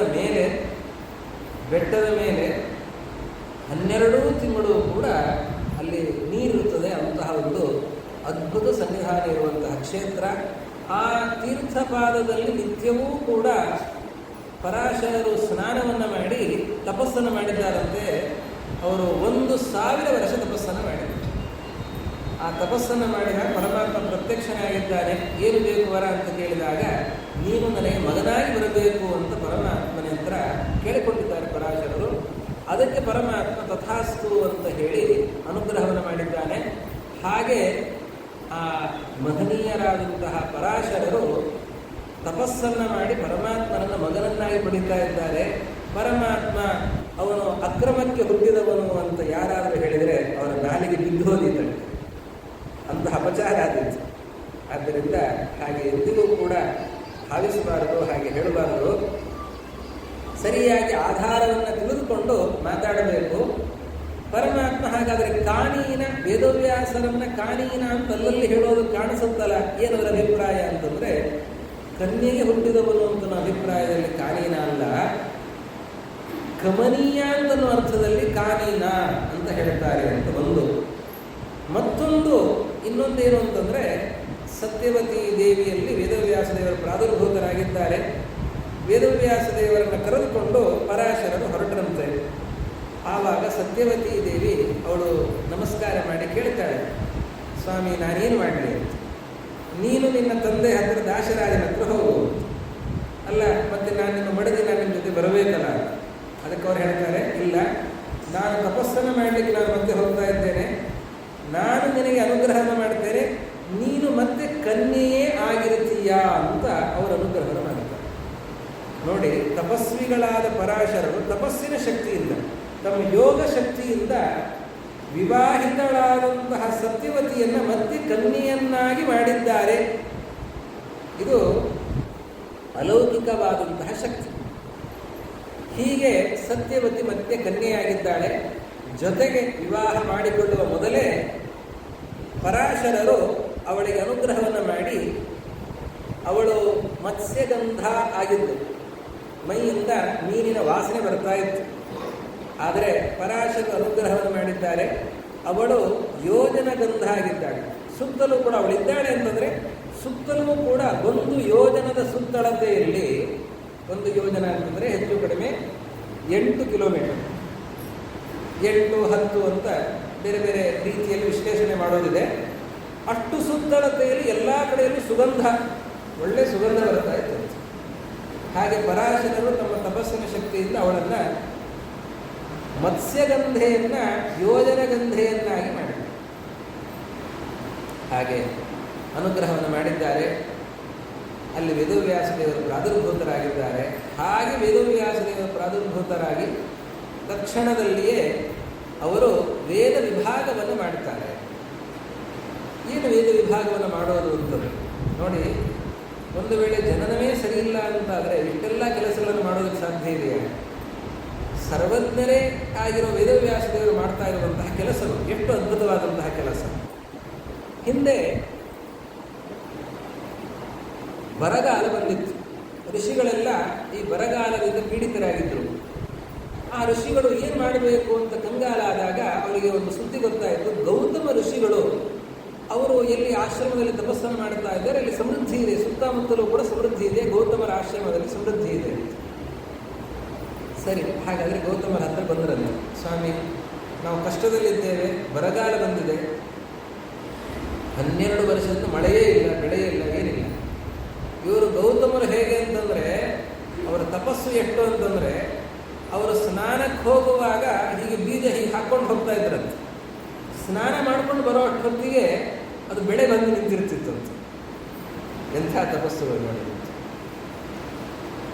ನಿತ್ಯ ಹೊಸ ಬೆಳೆ, ನಿತ್ಯ ಹೊಸ ಬೆಳೆ, ಅಂಥ ತಪಸ್ಸು ಗೌತಮ ಋಷಿಗಳು. ಗೌತಮ ಋಷಿಗಳ ಹತ್ರ ಹೇಳ್ತಾರೆ, ನಮಗೇನಾದರೂ ಆಶ್ರಯ ಸಿಗುತ್ತೆ ನಿಮ್ಮ ಹತ್ರ ಅವಶ್ಯವಾಗಿ ಅಂತ. ಗೌತಮರು ಬಹಳ ಸಂತೋಷದಿಂದ ಅವರೆಲ್ಲರನ್ನೂ ಕೂಡ ಒಪ್ಪಿಕೊಡುತ್ತಾರೆ. ಕಥೆಯಲ್ಲಿ ನಿಮಗೆ ಗೊತ್ತಿದೆ. ಗೌತಮರ ಆಶ್ರಮದಲ್ಲಿ ಇರುತ್ತಾರೆ. 12 ವರ್ಷದ ತನಕ ಕ್ಷಾಮ, ಆ ಕ್ಷಾಮ ಎಲ್ಲ ಮುಗಿಯಿತು, ಮಳೆ ಬೆಳೆ ಎಲ್ಲ ಕಡೆಯಲ್ಲಿ ಸಮೃದ್ಧಿ ಆಯಿತು. ಅವರಿಗೆ ಮತ್ತೆ ತಮ್ಮ ತಮ್ಮ ಆಶ್ರಮಕ್ಕೆ ಹಿಂತಿರುಗಿ ಹೋಗಬೇಕು ಅಂತ ಅಪೇಕ್ಷೆ.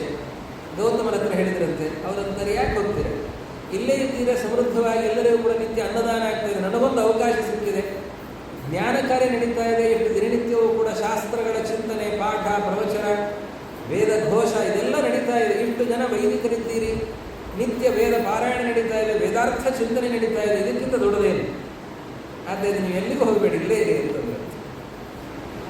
ಮತ್ತೆ ಇನ್ನೊಂದು ಸರ್ತಿ ಕೇಳಿದ್ರಂತೆ, ಹೋಗಬೇಡಿ ಇಲ್ಲೇ ಇರಿ ಅಂತ.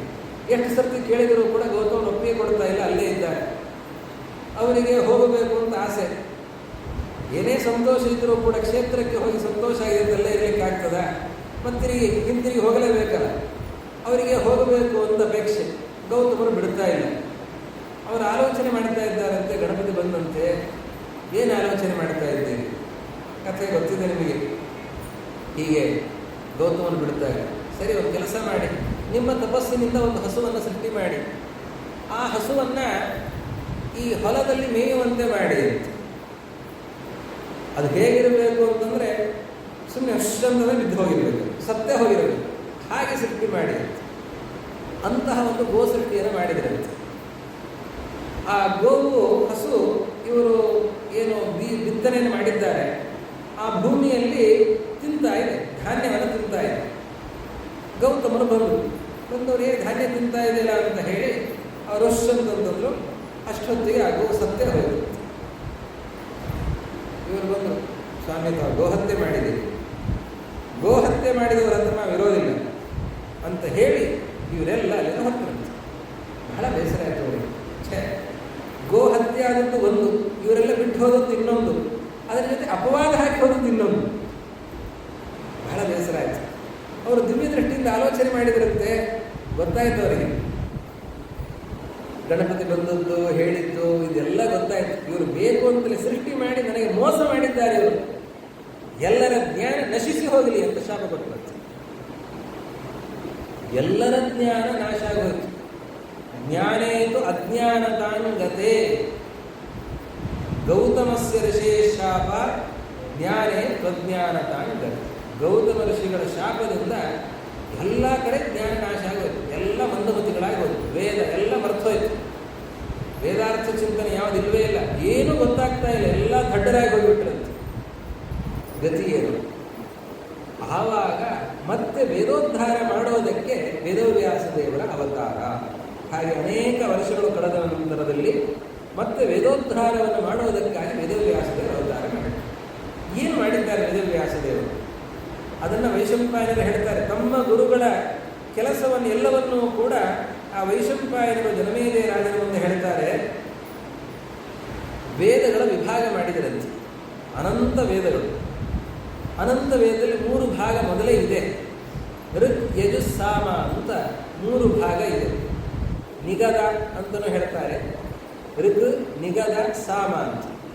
ಆ 3 ರಜಸ್ಸರಜ ಉದ್ಧತ್ಯ ಋಗ್ವೇದಂ ಕೃತವಾನ್ ಪ್ರಭು ಯಜುಂಷಿ ನಿಗದಾಚೈವ ತಥಾ ಸಾಮಾನಿ ಸಾಮತಃ. ಋಗ್ವೇದ, ರಾಶಿ ಋಗ್ವೇದ ಇದೆ.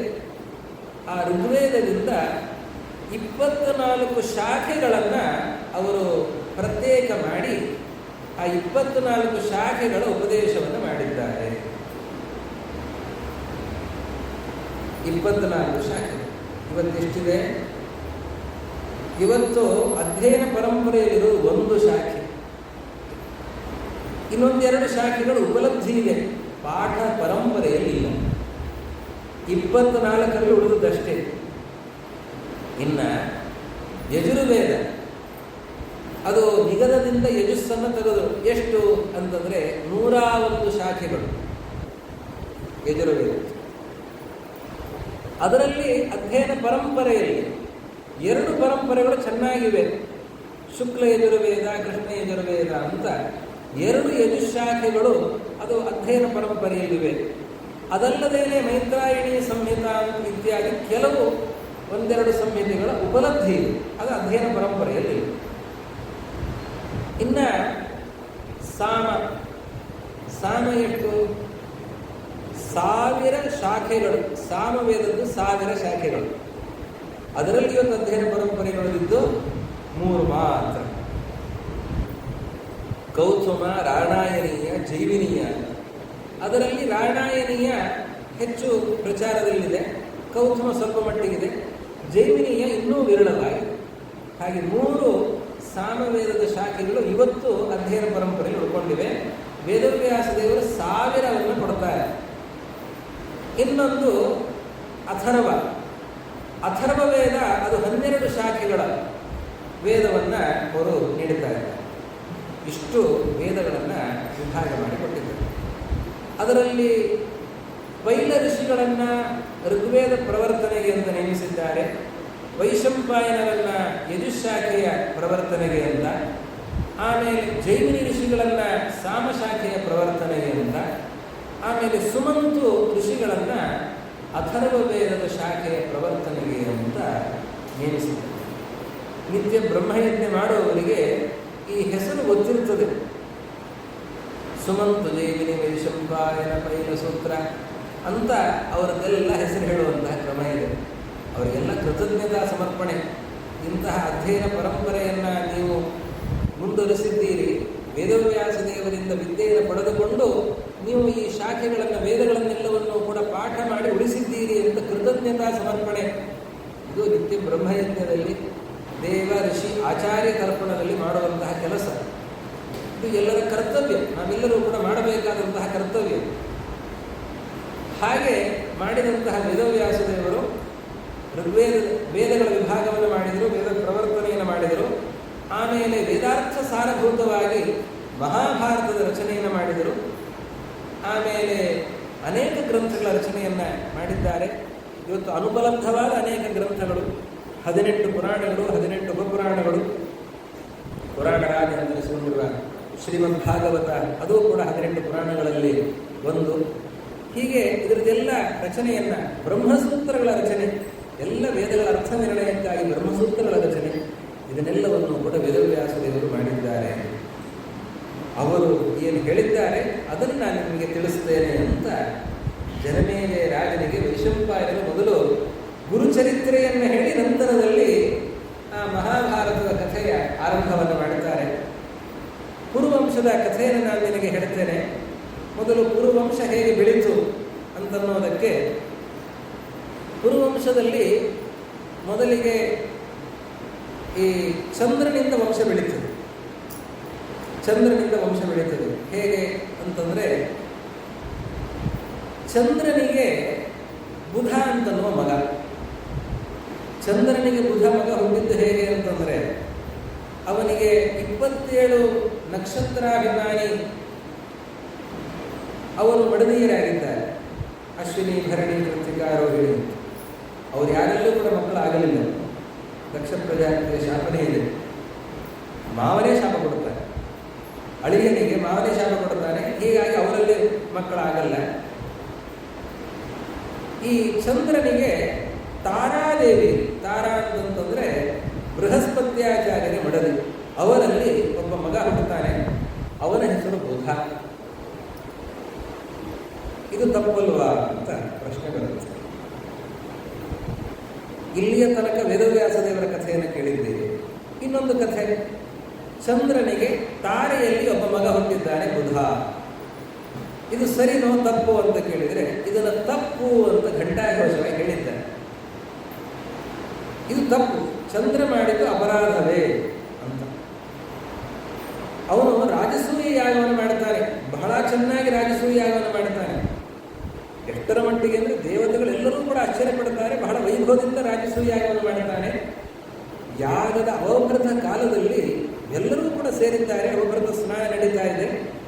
ಆವಾಗ ಗುರುಗಳು ಬೃಹಸ್ಪತ್ಯಾಚಾರ್ಯರು ಅವರ ಮಡದಿಯಾದಂತಹ ತಾರಾದೇವಿಯನ್ನ ನೋಡ್ತಾನೆ ಚಂದ್ರ. ಅವನ ದೃಷ್ಟಿ ಹಾಳಾಗತ್ತೆ, ಮನಸ್ಸು ಕಲುಷಿತ ಆಗತ್ತೆ. ತಾರಾದೇವಿಯನ್ನು ಅಪಹಾರ ಮಾಡಿಕೊಂಡು ಹೋಗ್ತಾನೆ. ಆಮೇಲೆ ಬೃಹಸ್ಪತ್ಯಾಚಾರ್ಯರು ಹೇಳಿ ಅನೇಕ ಜನ ದೇವತೆಗಳು ಅವನಿಂದ ಚಂದ್ರನಿಂದ ಬಿಡಿಸಿಕೊಂಡು ಬರಬೇಕು ಅಂತಂದ್ರೆ ಸಮರ್ಥನಾದ ಚಂದ್ರ ಯುದ್ಧದಲ್ಲಿ ಅವರನ್ನೆಲ್ಲರನ್ನು ಸೋಲಿಸಿ ಕಳಿಸಿಬಿಡುತ್ತಾನೆ. ತಾರಾದೇವಿಯನ್ನ ತನ್ನ ಬಳಿಯಲ್ಲಿ ಇಟ್ಟುಕೊಂಡು ಬರ್ತಾನೆ. ಆಮೇಲೆ ತಾರೆಯಲ್ಲಿ ಗರ್ಭಾಧಾನ ಆಗುತ್ತೆ. ಆಮೇಲೆ ಮತ್ತೆ ಬ್ರಹ್ಮದೇವರು ಹೇಳಿ ಚಂದ್ರ ತಪ್ಪಾಯಿತು ಅಂತ ಒಪ್ಪಿಕೊಂಡು ತಾನು ಮಾಡಿದ್ದು ತಪ್ಪಾಯಿತು ಅಂತ ಹೇಳಿ ತಾರೆಯನ್ನ ಬೃಹಸ್ಪತ್ಯಾಚಾರ್ಯರಿಗೆ ಹಿಂತಿರುಗಿಸ್ತಾರೆ. ಮಗು ಹುಟ್ಟುತ್ತೆ. ಮಗು ಹುಟ್ಟಿದಾಗ ಚಂದ್ರ ಬರ್ತಾನೆ, ನನ್ನ ಮಗ ಅಂತ ಬರ್ತಾನೆ. ಬೃಹಸ್ಪತ್ಯಾಚಾರ್ಯ ಅಂತಾರೆ ನನ್ನ ಮಗ. ಭಾರಿ ವರ್ಚಸ್ಸು ಇದ್ದಾನೆ, ಒಳ್ಳೆ ಹೊಳಪಿದೆ, ಆ ಮಗನನ್ನ ಇದು ನನ್ನ ಮಗ ಅಂತ ಬೃಹಸ್ಪತ್ಯಾಚಾರ್ಯ ಅಂತಾರೆ. ಚಂದ್ರ ಹೇಳ್ತಾನೆ ಇವನು ನನ್ನ ಮಗ ಅಂತ. ಇಬ್ಬರಲ್ಲೂ ವಿವಾದ ಶುರುವಾಯಿತು. ಅದಕ್ಕೆ ಬ್ರಹ್ಮದೇವರು ಬರ್ತಾರೆ. ಬಂದು ಹೇಳ್ತಾರೆ ನೀವಿಬ್ಬರು ಜಗಳಾಡಬೇಡಿ ಅಂತ ಹೇಳಿ ತಾರೆಯನ್ನು ಏಕಾಂತಕ್ಕೆ ಕರೆದು ಕೇಳ್ತಾರೆ, ಈ ಮಗು ಯಾರದ್ದು ನೀನು ಹೇಳು, ನಿನಗೆ ಗೊತ್ತಿರುತ್ತೆ, ಪ್ರಾಮಾಣಿಕವಾಗಿ ನೀನು ಹೇಳು. ಬ್ರಹ್ಮದೇವರು ಸರ್ವಜ್ಞರು ಹೌದು, ಆದರೂ ಕೂಡ ತಾರೆಯ ಪ್ರಾಮಾಣಿಕತೆಯ ಪರೀಕ್ಷೆಗಾಗಿ ಬ್ರಹ್ಮದೇವರು ತಾರೆಯನ್ನು ಕೇಳುತ್ತಾರೆ. ತಾರೆ ಹೇಳ್ತಾಳೆ ಇವನು ಚಂದ್ರನ ಮಗ, ಸರಿ ಚಂದ್ರನಿಗೆ ಕೊಡು ಅಂತ ತಾರೆಗೆ ಹೇಳ್ತಾರೆ. ಇದು ಚಂದ್ರ ಮಾಡಿದ್ದು ಅಪರಾಧವೇ. ಎಷ್ಟರ ಮಟ್ಟಿಗೆ ಅಪರಾಧ ಅಂತಂದರೆ ಅದನ್ನು ಹೇಳ್ತಾರೆ ದೇವತೆಗಳು ಅಪರೋಕ್ಷ ಜ್ಞಾನಿ. ಅಪರೋಕ್ಷ ಜ್ಞಾನೋತ್ತರದಲ್ಲಿ ಯಾವುದಾದ್ರೂ ತಪ್ಪನ್ನು ಮಾಡಿದರೆ ಅದು ತಪ್ಪು ಆಗೋದಿಲ್ಲ ಅಂತ ಇದೆ ಶಾಸ್ತ್ರ.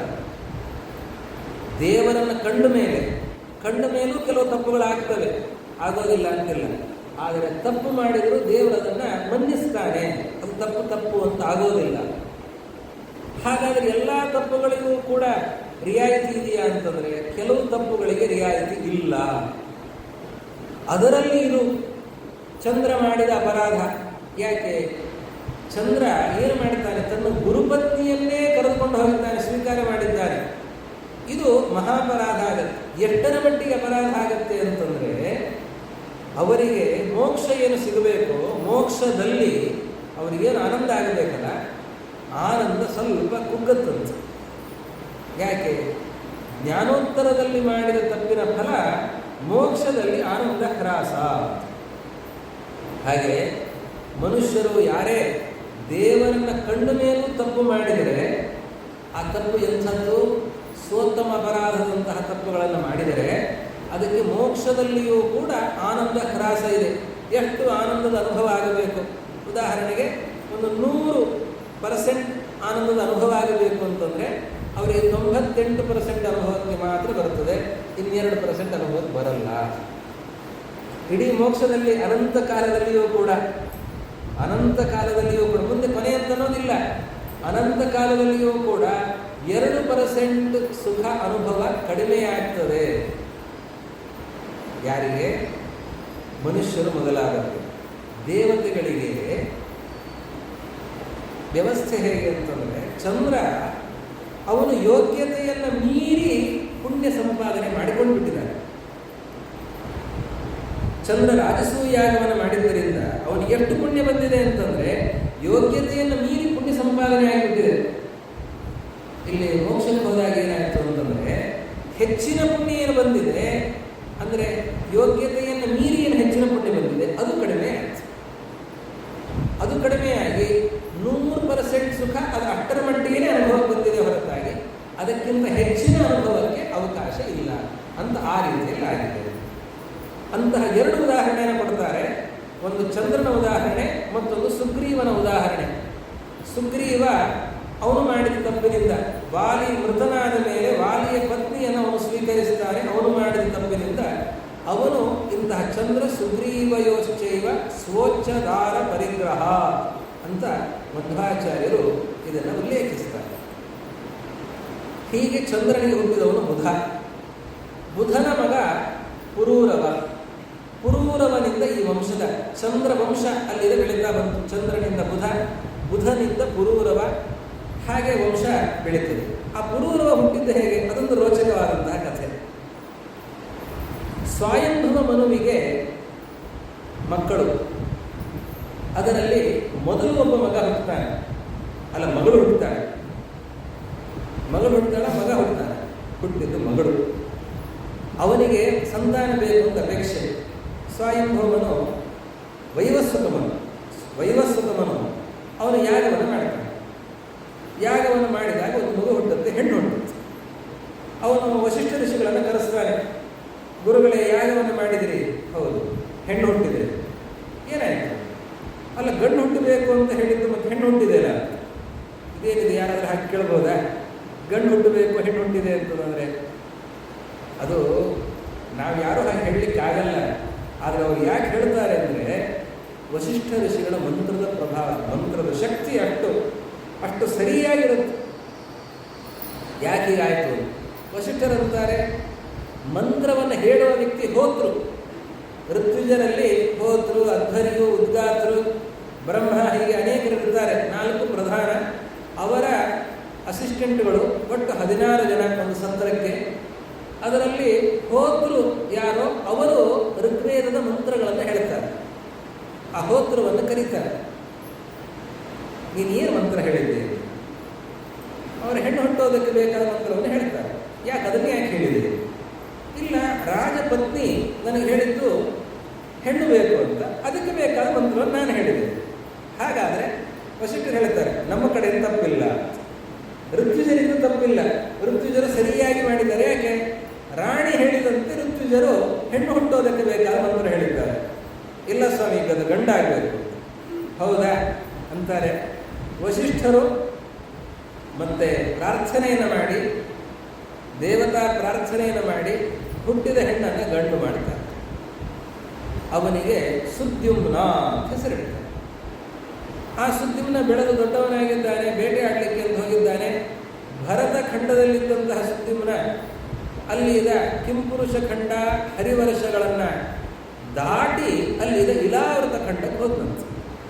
ಇಲಾವೃತ ಖಂಡಕ್ಕೆ ಹೋಗ್ತಾ ಇದ್ದಂತೆ ಹೆಣ್ಣಾಗಿ, ಆ ಇಲಾವೃತ ಖಂಡದಲ್ಲಿ ಶಾಪ ಇದೆ, ರುದ್ರದೇವರ ಶಾಪ.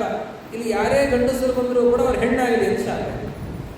ಇವನು ಸುದ್ಯುಮ್ನ ಅಲ್ಲಿಗೆ ಹುಟ್ಟುತ್ತಾ ಹೆಣ್ಣಾಗಿ ಹುಟ್ಟಿದವರು, ಆಮೇಲೆ ಗಂಡಾದವನು. ಇಲಾವೃತ ಖಂಡಕ್ಕೆ ಹೋದವನು ಅಲ್ಲಿ ಹೆಣ್ಣಾಗಿ ಹುಟ್ಟಿದ್ದಾರೆ. ಮತ್ತೆ ರುದ್ರದೇವರ ಶಾಪದ ಪ್ರಭಾವದಿಂದ ಹೆಣ್ಣಾದ.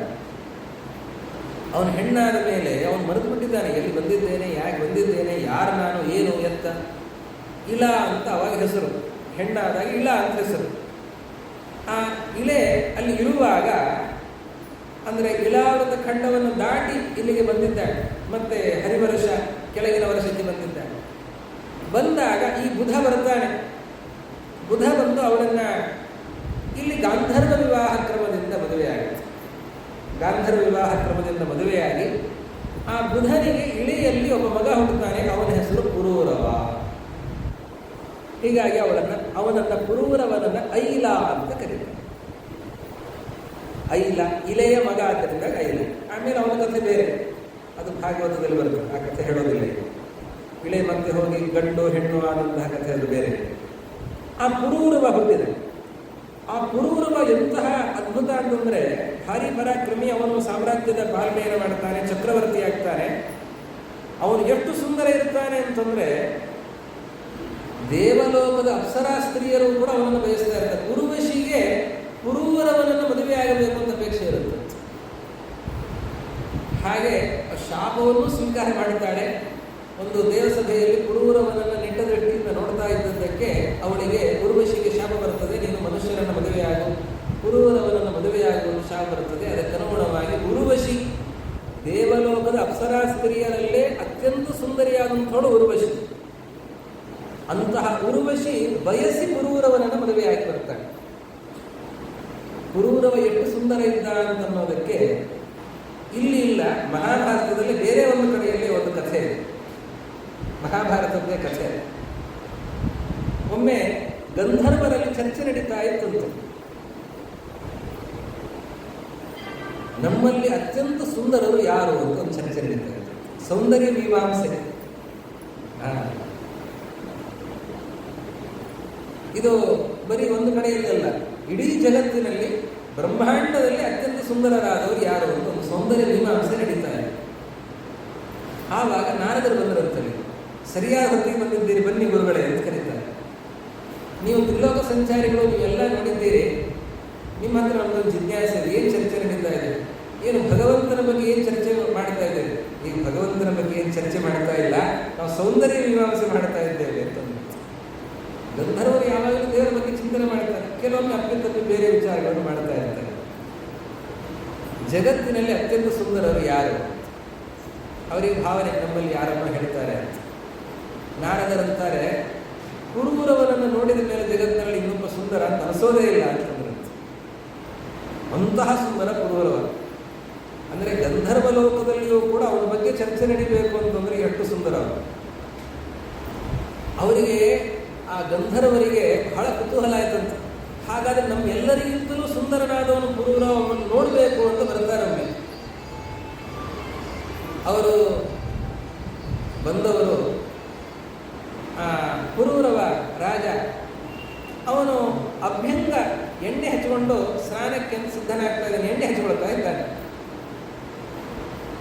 ಆ ಹೊತ್ತಿಗೆ ಗಂಧರ್ವರು ಬರುತ್ತಾರೆ. ಗಂಧರ್ವರು ಬಂದಾಗ ಅವನಿಗೆ ಸಂಕೋಚ ಆಗುತ್ತೆ, ಎಣ್ಣೆ ಹಚ್ಕೊಂಡಿದ್ದಾನೆ, ಸ್ನಾನ ಮಾಡಿಲ್ಲ ಇನ್ನೂ, ಬನ್ನಿ ಕುತ್ಕೊಳ್ಳಿ, ನಾನು ಸ್ನಾನ ಮಾಡಿ ಬರುತ್ತೇನೆ ಅಂತಂದ್ರೆ. ಆ ಪುರೂರವನನ್ನು ನೋಡಿದ್ದಾರೆ ಅವರು, ಗಂಧರ್ವರು ಅಲ್ಲಿ ಕಾದಿದ್ದಾರೆ. ಅವನು ಸ್ನಾನ ಮುಗಿಸಿ ಬಂದಂತೆ. ಸ್ನಾನ ಮುಗಿಸಿ ಬಂದ ಮೇಲೆ ಅವ್ರ ಮುಖ ಸಪ್ಪು ಮಾಡುತ್ತಾರೆ. ಯಾಕೆ, ಏನಾಯಿತು ಅಂತ ಕೇಳ್ತಾನೆ ಪುರೂರವರು. ಆ ಗಂಧರ್ವರಂತಾರೆ, ಮನುಷ್ಯ ಲೋಕದ ಹಣೆ ಬಾರನೆ ಹೀಗೆ. ಮನುಷ್ಯ ಲೋಕದಲ್ಲಿ ಭಾರಿ ಸುಂದರ ಪುರೂರವ ಅಂತ ನಿನ್ನ ಹೆಸರನ್ನು ನಾವು ಕೇಳಿ ಬಹಳ ಸಂತೋಷಪಟ್ಟಿದ್ವಿ. ಆದರೆ ನೀನು ಎಣ್ಣೆ ಹಚ್ಚಿಕೊಂಡು ಸ್ನಾನ ಮಾಡೋ ಮೊದಲು ಎಷ್ಟು ಸುಂದರನಾಗಿದೆಯೋ, ಸ್ನಾನ ಮಾಡಿ ಬಂದ ಮೇಲೆ ಆ ಸೌಂದರ್ಯ ಸ್ವಲ್ಪ ಕಡಿಮೆ ಆಯಿತು. ಯಾಕೆ ಅಂತಂದರೆ ಅಷ್ಟರಲ್ಲಿ ಸ್ವಲ್ಪ ಮುದಿತನ ನಿನ್ನಲ್ಲಿ ಸೇರಿಕೊಂಡಿದೆ. ನೋಡಿ, ಈ ಕಥೆ ಎಷ್ಟು ಚೆನ್ನಾಗಿದೆ.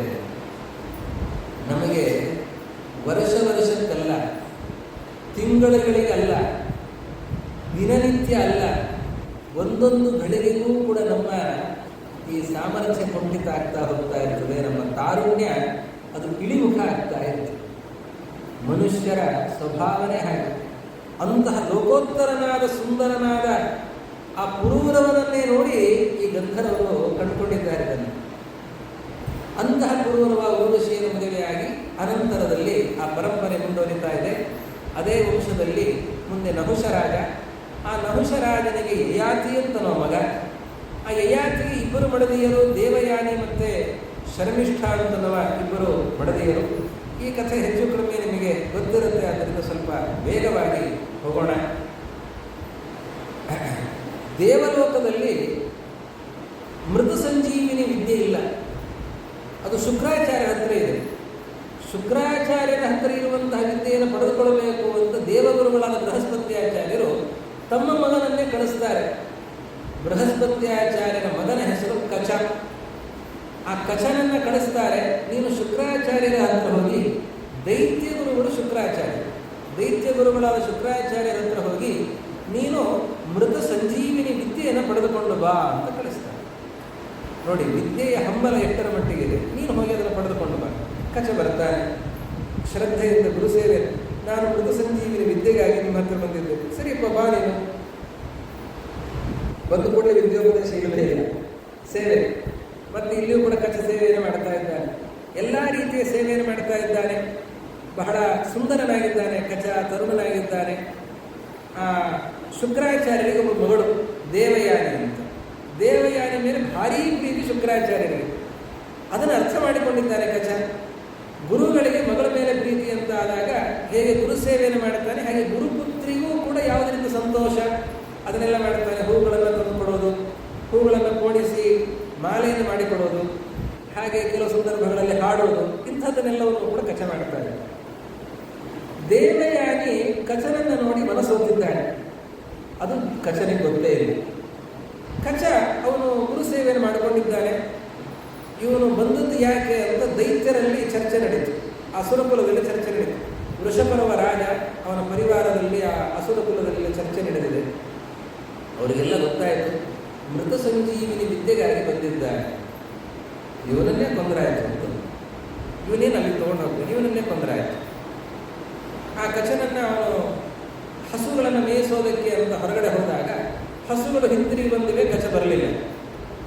ದೇವಯಾನಿ ಅಪ್ಪ ಹತ್ರ ಹೇಳ್ತಾ ಇದ್ದಾರೆ, ಅಪ್ಪ ಹಸುಗಳು ಬಂದಿವೆ. ಆಯಿತು, ಕಚ ಬರಲಿಲ್ಲ. ಹೌದಾ, ಯಾಕೆ ಬರಲಿಲ್ಲ ನೋಡ್ಕೊಂಡು ಬರ. ಕಾಣಿಸ್ತಾ ಇಲ್ಲ ಕಚ. ಶುಕ್ರಾಚಾರ್ಯ ವಿಚಾರ ಮಾಡ್ತಾರೆ, ಇಲ್ಲಮ್ಮ ಕಚ ಸತ್ತೋಗಿದ್ದಾನೆ. ಹೇಗೆ ಸತ್ತೋಗಿದ್ದಾನೆ?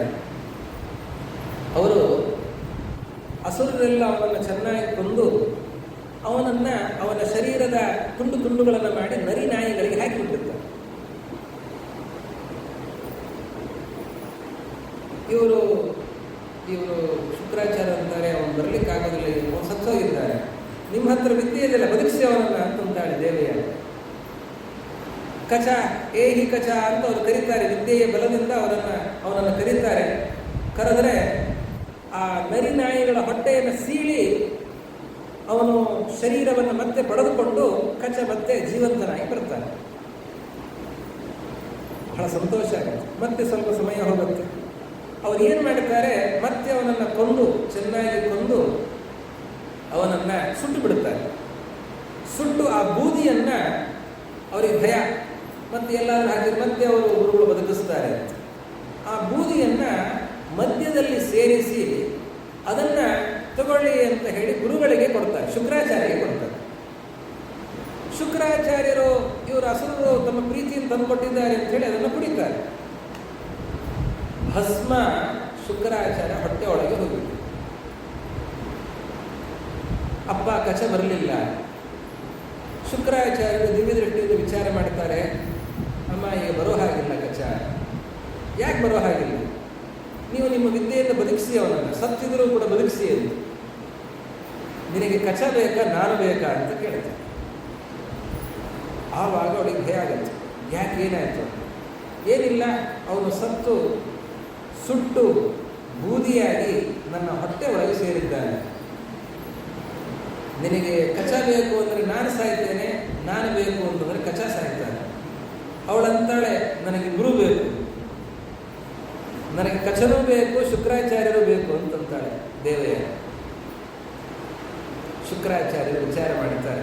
ಅವ್ರು ಹೇಳ್ತಾರೆ, ಕಚ ಅಂತಾರೆ, ಗುರುಗಳೇ ಅಂತಾರೆ ಹೊಟ್ಟೆ ಒಳಗಡೆ, ನಾನು ನಿನಗೆ ವಿದ್ಯೋಪದೇಶ ಮಾಡ್ತೇನೆ ಕೇಳು ಅಂತ.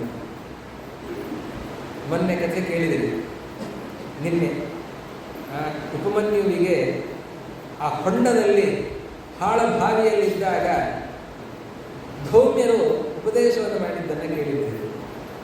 ಈಗ ಹೊಟ್ಟೆಯೊಳಗಿದ್ದಾನೆ ಕಚ. ಹೊಟ್ಟೆಯೊಳಗಿರುವ ಕಚನಿಗೆ ಶುಕ್ರಾಚಾರ್ಯರು ವಿದ್ಯೋಪದೇಶವನ್ನು ಮಾಡುತ್ತಾರೆ. ನಾನು ನಿನಗೆ ವಿದ್ಯೋಪದೇಶವನ್ನು ಮಾಡ್ತೇನೆ, ಕಚ ಏಹಿ ಅಂತ ನಾನು ನಿನ್ನನ್ನು ಕರಿತೇನೆ. ಮೊದಲೇ ಹೇಳಲ್ಲ, ನಿನ್ನನ್ನು ನಾನು ಕರಿತೇನೆ, ಕರೆದಾಗ ನೀನು ಬರ್ತೀಯ, ನಾನು ಹೊಟ್ಟೆ ಸೀಳಿ ಸತ್ತೋಗ್ತೇನೆ, ನನ್ನನ್ನು ನೀನು ಬದುಕಿಸು ಅಂತ ಹೇಳಿ ಅವ ಇಬ್ಬರು ಬದುಕಿದಂತಾಗತ್ತೆ. ಎಂಥ ಉಪಾಯ! ವಿದ್ಯೋಪದೇಶ ಆಯಿತು, ಕಚನನ್ನು ಬದುಕಿಸಿದ್ರು, ಕಚ ಶುಕ್ರಾಚಾರ್ಯರನ್ನು ಬದುಕಿಸಿದ್ದಾಳೆ. ಬಹಳ ಸಂತೋಷ ಆಯಿತು ದೇವಯಾನಿಗೆ. ಕಚ ನಮಸ್ಕಾರ ಮಾಡಿ, ನಾನು ಇನ್ನು ಹೋಗಿ ಬರ್ತೇನೆ, ನನಗೆ ವಿದ್ಯೋಪದೇಶ ಮಾಡಿದ್ದೀರಿ, ಬಹಳ ಸಂತೋಷ ಆಯಿತು, ನಾನು ಹೋಗಿ ಬರ್ತೇನೆ. ಆಯಿತು, ಮತ್ತೆ ಹಾಗೆ ಹೊರಟ್ರೆ ಹೇಗೆ? ಏನು ಬೇಕು ಗುರುದಕ್ಷಿಣೆ, ಏನು ಬೇಕು ಕೇಳಿ. ಅವರಂತಾರೆ, ನನ್ನ ಮಗಳನ್ನು ಕೇಳು ಅಂತ. ಮಗಳ ಮೇಲೆ ಬಹಳ ಪ್ರೀತಿ ಅವರಿಗೆ, ಮಗಳನ್ನು ಕೇಳು. ಮಗಳ ಹತ್ರ ಕೇಳಿದರೆ ಅವಳಂತಾಳೆ, ನನಗೆ ನೀನೇ ಬೇಕು ಅಂತಂತಾಳೆ, ನಾನು ನಿನ್ನನ್ನು ಮದುವೆಯಾಗಬೇಕು ಅಂತಾಳೆ. ಕಚ ಅಂತಾನೆ, ಅದು ಸಾಧ್ಯ ಇಲ್ಲ, ನಾನು ನಿನ್ನನ್ನು ಯಾವತ್ತಿಗೂ ಕೂಡ ಮದುವೆಯಾಗುವ ಹೆಣ್ಣು ಅಂತನ್ನೋ ದೃಷ್ಟಿಯಿಂದ ನಾನು ನೋಡಲೇ ಇಲ್ಲ. ಗುರುಪುತ್ರಿ ಎನ್ನುವ ದೃಷ್ಟಿಯಿಂದ ಗೌರವದಿಂದ ನಾನು ನಿನ್ನನ್ನು ಕಂಡಿದ್ದೇನೆ ಹೊರತಾಗಿ ನಾನು ಮದುವೆಯಾಗುವ ಹೆಣ್ಣು ಅಂತನ್ನುವ ಆಲೋಚನೆಯಿಂದ ನಾನು ನೋಡಲೇ ಇಲ್ಲ. ನಾನು ನಿನ್ನ ಮದುವೆ ಆಗಲಿಕ್ಕೆ ಸಾಧ್ಯ.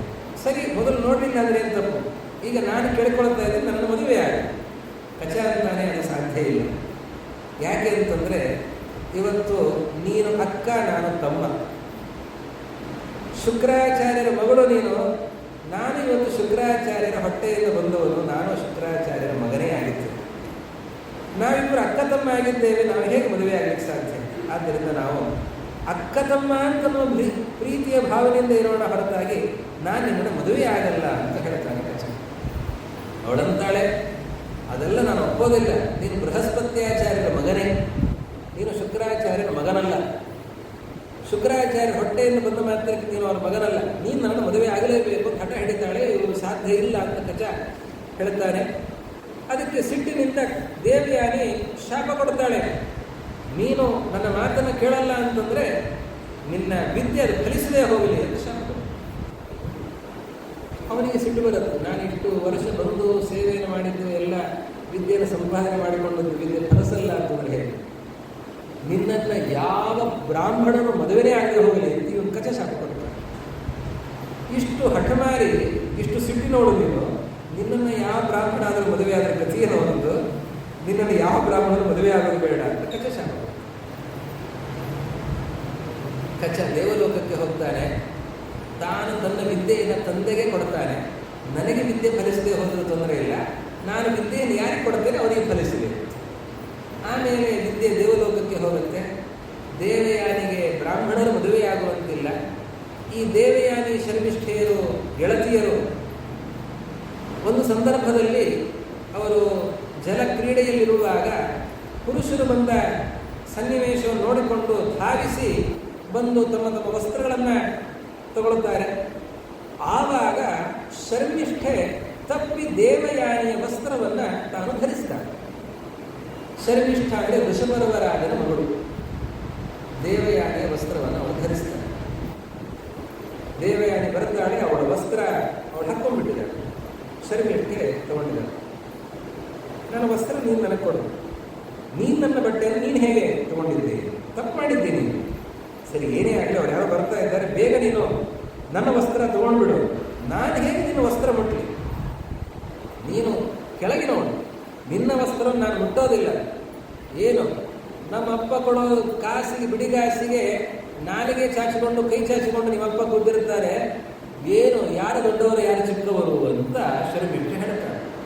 ಸಿಟ್ಟು ಬಂದ್ಬಿಡ್ತದೆ, ಏನು ಇಂಥ ಮಾತನ್ನು ಹೇಳ್ತೀಯ ಅಂತ ಜಗಳ ಶುರುವಾದರೆ ಶರ್ಮಿಷ್ಠೆ ದೇವಯಾನಿಯನ್ನು ಅಕಸ್ಮಾತ್ತಾಗಿ ದೂಕಿ ಬಿಡುತ್ತಾಳೆ. ದೂಕಿದರೆ ಅಲ್ಲಿ ಒಂದು ಹಾಳು ಬಾವಿಯಲ್ಲಿ ಬೀಳುತ್ತಾಳೆ ದೇವಯಾನಿ. ಯಯಾತಿ ರಾಜ ಬೇಟೆಯಾಡ್ತಾ ಬಂದವನು ಇಲ್ಲಿಗೆ ಬರ್ತಾನೆ. ನೀರಿದೆಯಾ ಅಂತ ಬರ್ತಾನೆ, ನೀರು ಸಿಗಲ್ಲ, ನೀರೇ ಸಿಗುತ್ತಾಳೆ. ಆ ಹಾಳು ಬಾವಿಯಲ್ಲಿ ದೇವಯಾನಿ ಇದ್ದಾಳೆ, ಯಾರಾದರೂ ಇದ್ದೀರಾ ಕಾಪಾಡುವರು ಅಂತ. ಇಲ್ಲಿ ಯಾರು ನನ್ನನ್ನು ಕರೀತಾ ಇದ್ದಾರೆ ಅಂತ ಯಯಾತಿ ರಾಜ ಬರ್ತಾನೆ. ಬಂದು ನೋಡಿದರೆ ದೇವಯಾನಿ. ಅವಳನ್ನ ಮೇಲಕ್ಕೆ ಎತ್ತುತ್ತಾನೆ, ಕೈ ಹಿಡಿದು ಮೇಲಕ್ಕೆ ಎತ್ತಾನೆ. ಎತ್ತಿದರೆ ಕೈ ಗಟ್ಟಿಯಾಗಿ ಹಿಡ್ಕೊಂಡ್ಬಿಡ್ತಾಳೆ. ಮೇಲೆ ತಂದಾಯ್ತಲ್ಲ, ವಸ್ತ್ರವನ್ನು ಕೊಡ್ತಾನೆ. ವಸ್ತ್ರ ಇಲ್ಲದೇ ಬಿದ್ದಿದ್ದಾಳೆ ಪಾಪ. ಅದಕ್ಕೆ ತನ್ನ ಉತ್ತರೀಯವನ್ನು ಕೊಟ್ಟು ಅವಳನ್ನು ಮೇಲಕ್ಕೆ ಎತ್ತಿದ್ದಾನೆ ಯಯಾತಿ ರಾಜ. ಆವಾಗ ದೇವಯಾನಿ ಅಂತಾಳೆ, ನಾನು ನಿನ್ನನ್ನು ಮದುವೆಯಾಗಬೇಕು ಅಂತ. ಇದೇನು ಒಳ್ಳೆ ಕಥೆ ಆಯ್ತಲ್ಲ ಅಂತ. ಮದುವೆಯಾಗುವ ಹೆಣ್ಣು ಅಂದ್ರೆ ನೀನೇ ನನ್ನ ಗಂಡ ಅಂತ ಹೇಳಿದಂತಾಯ್ತು. ಇದೇನಿದು ಕಥೆ ಅಂತಂದರೆ ಅದಕ್ಕೆ ಅವಳಂತಾಳೆ, ಇಲ್ಲ, ನನಗೆ ಬ್ರಾಹ್ಮಣರು ಮದುವೆ ಆಗುವಂತಿಲ್ಲ, ಅದಕ್ಕೆ ಕ್ಷತ್ರಿಯನಾದವನು ನೀನು ಮದುವೆ ಆಗಬೇಕು ಅಂತ ಕೇಳಿಕೊಡ್ತಾಳೆ. ಅದಕ್ಕೆ ದೇವಯಾನಿಗೆ ಯಯಾತಿಯ ಜೊತೆಯಲ್ಲಿ ಮದುವೆ ಆಗುತ್ತೆ. ಮದುವೆಯಾಗುವಾಗ ಶರ್ಮಿಷ್ಠೆಯನ್ನ, ದಾಸಿಯನ್ನ ಕರೆದುಕೊಂಡು ಹೋಗ್ತಾಳೆ. ಅಪ್ಪನಿಗೆ ಹೇಳಿಬಿಟ್ಟಿರ್ತಾಳೆ, ವೃಷಭರ್ವ ರಾಜನಂತ ಹೋಗಬೇಡ ಅಂತ. ಕೊನೆಗೆ ವೃಷಭರ್ವ ಕಾಲಿಗೆ ಬಿದ್ದು ಕೇಳಿದರೆ, ತಪ್ಪಾಯಿತು ಅಂತ ಕೇಳಿದರೆ, ನಿನ್ನ ಮಗಳು ಬರಬೇಕು.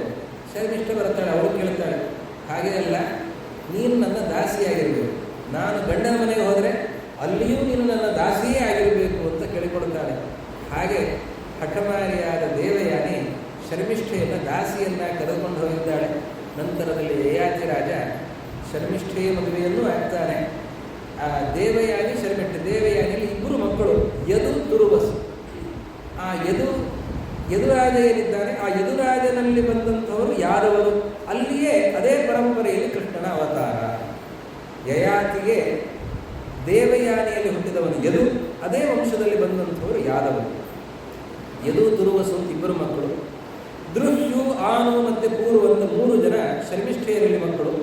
ಆ ಕೊನೆ ಮಗ ಪೂರು ಏನಿದ್ದಾನೆ ಅವರಿಂದಲೇ ಪೂರು ವಂಶ ಬೆಳೀತಾ ಇದೆ ಅಂತ ಹೇಳಿ, ಈ ಯಯಾತಿ ರಾಜ ಅವನು ಭಾರೀ ಧಾರ್ಮಿಕನಾಗಿ ನಂತರದಲ್ಲಿ ಮುದಿತನವನ್ನು ಪಡೆದು ತಂದೆಯ ಶಾಪದಿಂದ, ಮಾವನ ಶಾಪದಿಂದ ಅಳಿಯ ಮುದುಕನಾಗಿ ಶರ್ಮಿಷ್ಠೆಯನ್ನು ಮದುವೆಯಾದ್ದಕ್ಕೆ ಸಿಟ್ಟು ಶುಕ್ರಾಚಾರ್ಯರಿಗೆ. ದೇವಯಾನಿ ಬಂದು ಚಾಡಿ ಹೇಳಿದ್ದಾಳೆ. ಅದಕ್ಕೆ ಶುಕ್ರಾಚಾರ್ಯ ಶಾಪ ಕೊಡ್ತಾರೆ, ನೀನು ಮುದುಕನಾಗುವುದು ಅಂತ. ಮುದುಕನಾಗಲಿ ದೇವಯಾನಿ ಅಂತೇಳಿ, ನೀನು ಶಾಪ ಕೊಟ್ಟದ್ದು ಅವನಿಗ ನನಗ, ಗಂಡ ಮುದುಕ ಆಗಬೇಕು ಅಂದರೆ ಅವನ ಶಾಪ ಅವನಿಗೂ ಆಯಿತು ನನಗೂ ಆಯ್ತಲ್ಲ. ಛೇ ಎಂಥ ಕೆಲಸ ಆಗೋಯ್ತು. ಬಹಳ ಚೆನ್ನಾಗಿವೆ ಆ ಸಿಟ್ಟಿನ ಬಗ್ಗೆ ಹೇಳುವಂತಹ ಮಾತುಗಳು. ಆವಾಗ ಶುಕ್ರಾಚಾರ್ಯ ಹೇಳ್ತಾರೆ, ಸಿಟ್ಟು ಎಷ್ಟು ಹಾಳು ಮಾಡ್ತದೆ ಅಂತ. ಒಂದು 2-3 ಪ್ರಸಂಗದಲ್ಲಿ ಪ್ರತಿಯೊಂದು ಸನ್ನಿವೇಶ ಒಂದೊಂದು ಮಾತು ಕೂಡ ಬಹಳ ಸುಂದರ. ಮದ್ಯದ ನಿಂದನೆಯನ್ನು ಮಾಡುವಂತಹ ಶುಕ್ರಾಚಾರ್ಯರ ಮಾತುಗಳು ಬಹಳ ಚೆನ್ನಾಗಿದೆ. ಯಾವ ಕಾರಣಕ್ಕೂ ಯಾರು ಮದ್ಯಪಾನವನ್ನು ಮಾಡಬಾರದು, ಎಷ್ಟು ಅನರ್ಥಕಾರಿ ಅಂತ ಆ ಕಚ ಹೊಟ್ಟೆ ಸೇರಿದಾಗ ಆವಾಗ ಹೇಳುವಂತಹ ಮಾತುಗಳು. ಈಗ ಸಿಟ್ಟಿನಿಂದ ಶಾಪವನ್ನೇನು ಕೊಟ್ಟಿದ್ದಾರೆ ಆ ಸಂದರ್ಭದಲ್ಲಿ ಹೇಳ್ತಾರೆ, ಸಿಟ್ಟು ಎಲ್ಲ ತಪಸ್ಸನ್ನು ಹಾಳು ಮಾಡುತ್ತದೆ, ಎಲ್ಲ ಸಂಸಾರವನ್ನು ಹಾಳು ಮಾಡುತ್ತದೆ, ಎಲ್ಲವನ್ನು ಹಾಳು ಮಾಡ್ತದೆ. ಅದಕ್ಕೆ ಯಾರೂ ಸಿಟ್ಟಾಗಬಾರದು ಅಂತ ಶುಕ್ರಾಚಾರ್ಯರು ಸಿಟ್ಟಿನ ಬಗ್ಗೆ ಆಡುವಂತಹ ಬಹಳ ಸುಂದರವಾದ ಮಾತುಗಳಿವೆ. ಹಾಗೆ ಹೇಳಿ ಆ ಯಯಾತಿ ಹೇಳ್ತಾರೆ, ನೀನು ಬೇಕಾದರೆ ಶಾಪ ಕೊಟ್ಟಿದ್ದೇನೆ, ಇದನ್ನ ಇನ್ನೊಬ್ಬರಿಗೆ ಬೇಕಾದರೆ ವರ್ಗಾವಣೆ ಮಾಡಬಹುದು ಅಂತ. ಆ ಯಯಾತಿ ರಾಜ ವಿಚಾರ ಮಾಡಿ ತನ್ನ ಮಕ್ಕಳಿಗೆ ಕೇಳ್ತಾನೆ. ಕೊನೆಗೆ ಕೊನೆ ಮಗ, ಸಣ್ಣ ಮಗ, ಅವನು ಒಪ್ಕೊಳ್ತಾನೆ. ತಂದೆಯ ವಾರ್ಧಕ್ಯವನ್ನ ಮಗ ಸ್ವೀಕರಿಸುತ್ತಾನೆ, ಮಗನ ತಾರುಣ್ಯವನ್ನು ತಂದೆ ಸ್ವೀಕರಿಸಿ ತಂದೆ ತರುಣನಾಗ್ತಾನೆ, ಮಗ ವೃದ್ಧನಾಗ್ತಾನೆ. ಹಾಗೆ 1000 ವರ್ಷ ಸಾಮ್ರಾಜ್ಯವನ್ನ ಪಾಲನೆ ಮಾಡಿ ಚಕ್ರವರ್ತಿಯಾಗಿ ಅನೇಕ ಯಾಗಗಳನ್ನು ಮಾಡಿ ದಾನ ಧರ್ಮಗಳನ್ನು ಮಾಡಿ ಯಯಾತಿ ರಾಜ ಮತ್ತೆ ಆ ವಾರ್ಧಕ್ಯವನ್ನು ಸ್ವೀಕಾರ ಮಾಡಿ ಮಗನನ್ನು ತರುಣನನ್ನಾಗಿ ಮಾಡುತ್ತಾನೆ. ಕಾಡಿಗೆ ಹೋಗಿ ತಪಸ್ಸನ್ನು ಮಾಡಿ ಅವನು ಯಯಾತಿ ಶರ್ಮಿಷ್ಠ ದೇವಯಾನಿಯರ ಜೊತೆಗೆ ದೇವಲೋಕಕ್ಕೆ ಹೋಗ್ತಾನೆ. ಸ್ವರ್ಗದಲ್ಲಿ ಅನೇಕ ಕಡೆಗಳಲ್ಲಿ ವಾಸ ಮಾಡಿ ಕೊನೆಗೆ ಅವನು ನಂದನವನದಲ್ಲಿ 1000 ವರ್ಷ, ಆಮೇಲೆ ಇಂದ್ರ ಸದನದಲ್ಲಿ 1000 ವರ್ಷ, ಹೀಗೆ ಅನೇಕ ಕಡೆಗಳಲ್ಲಿ ಅವನು ಸುಖಗಳನ್ನು ಅನುಭವಿಸಿ ನಂತರದಲ್ಲಿ ಅವನು ಒಂದು ಸಂದರ್ಭದಲ್ಲಿ ಯಯಾತಿ ರಾಜ ಇಂದ್ರದೇವರ ಎದುರಿನಲ್ಲಿರುವಾಗ, ನೀನು ಎಲ್ಲರನ್ನ ನೋಡಿದ್ದೀಯಲ್ಲ, ನಿನಗೆ ಅತ್ಯಂತ ಧಾರ್ಮಿಕ ಅಂತ ಯಾರು ಅನಿಸಿದ್ದಾರೆ? ಅವನಂತಾನೆ, ನನ್ನಟ್ಟು ಧಾರ್ಮಿಕ ಯಾರಿಲ್ಲೇ ಇಲ್ಲ ಅಂತ. ತಕ್ಷಣದಲ್ಲಿ ನೀನು ಬೀಳು ಅಂತ ಹೇಳ್ತಾನೆ. ಅವನ ಪುಣ್ಯವೂ ಕ್ಷಯಿಸಿದೆ. ಯಾವಾಗ ಅಹಂಕಾರ ಬಂತು ಪುಣ್ಯ ಎಲ್ಲ ನಾಶ ಆಗುತ್ತೆ. ಮೇಲಿಂದ ಬೀಳ್ತಾ ಇದ್ದಾನೆ, ತಲೆ ಕೆಳಗೆ ಬೀಳ್ತಾ ಇದ್ದಾನೆ. ಆವಾಗಂತಾನೆ, ದಯಮಾಡಿ ನನ್ನನ್ನು ಬೀಳ್ತಾ ಇದ್ದೇನೆ, ಹೌದು, ಇದನ್ನ ಏನು ಮಾಡಲಿಕ್ಕಾಗಲ್ಲ, ತಪ್ಪಿಸ್ಲಿಕ್ಕಾಗಲ್ಲ, ಸಜ್ಜನರ ಮಧ್ಯದಲ್ಲಿ ನನ್ನನ್ನು ಬೀಳಿಸಿ ಅಂತ ಕೇಳಿಕೊಳ್ತಾನೆ.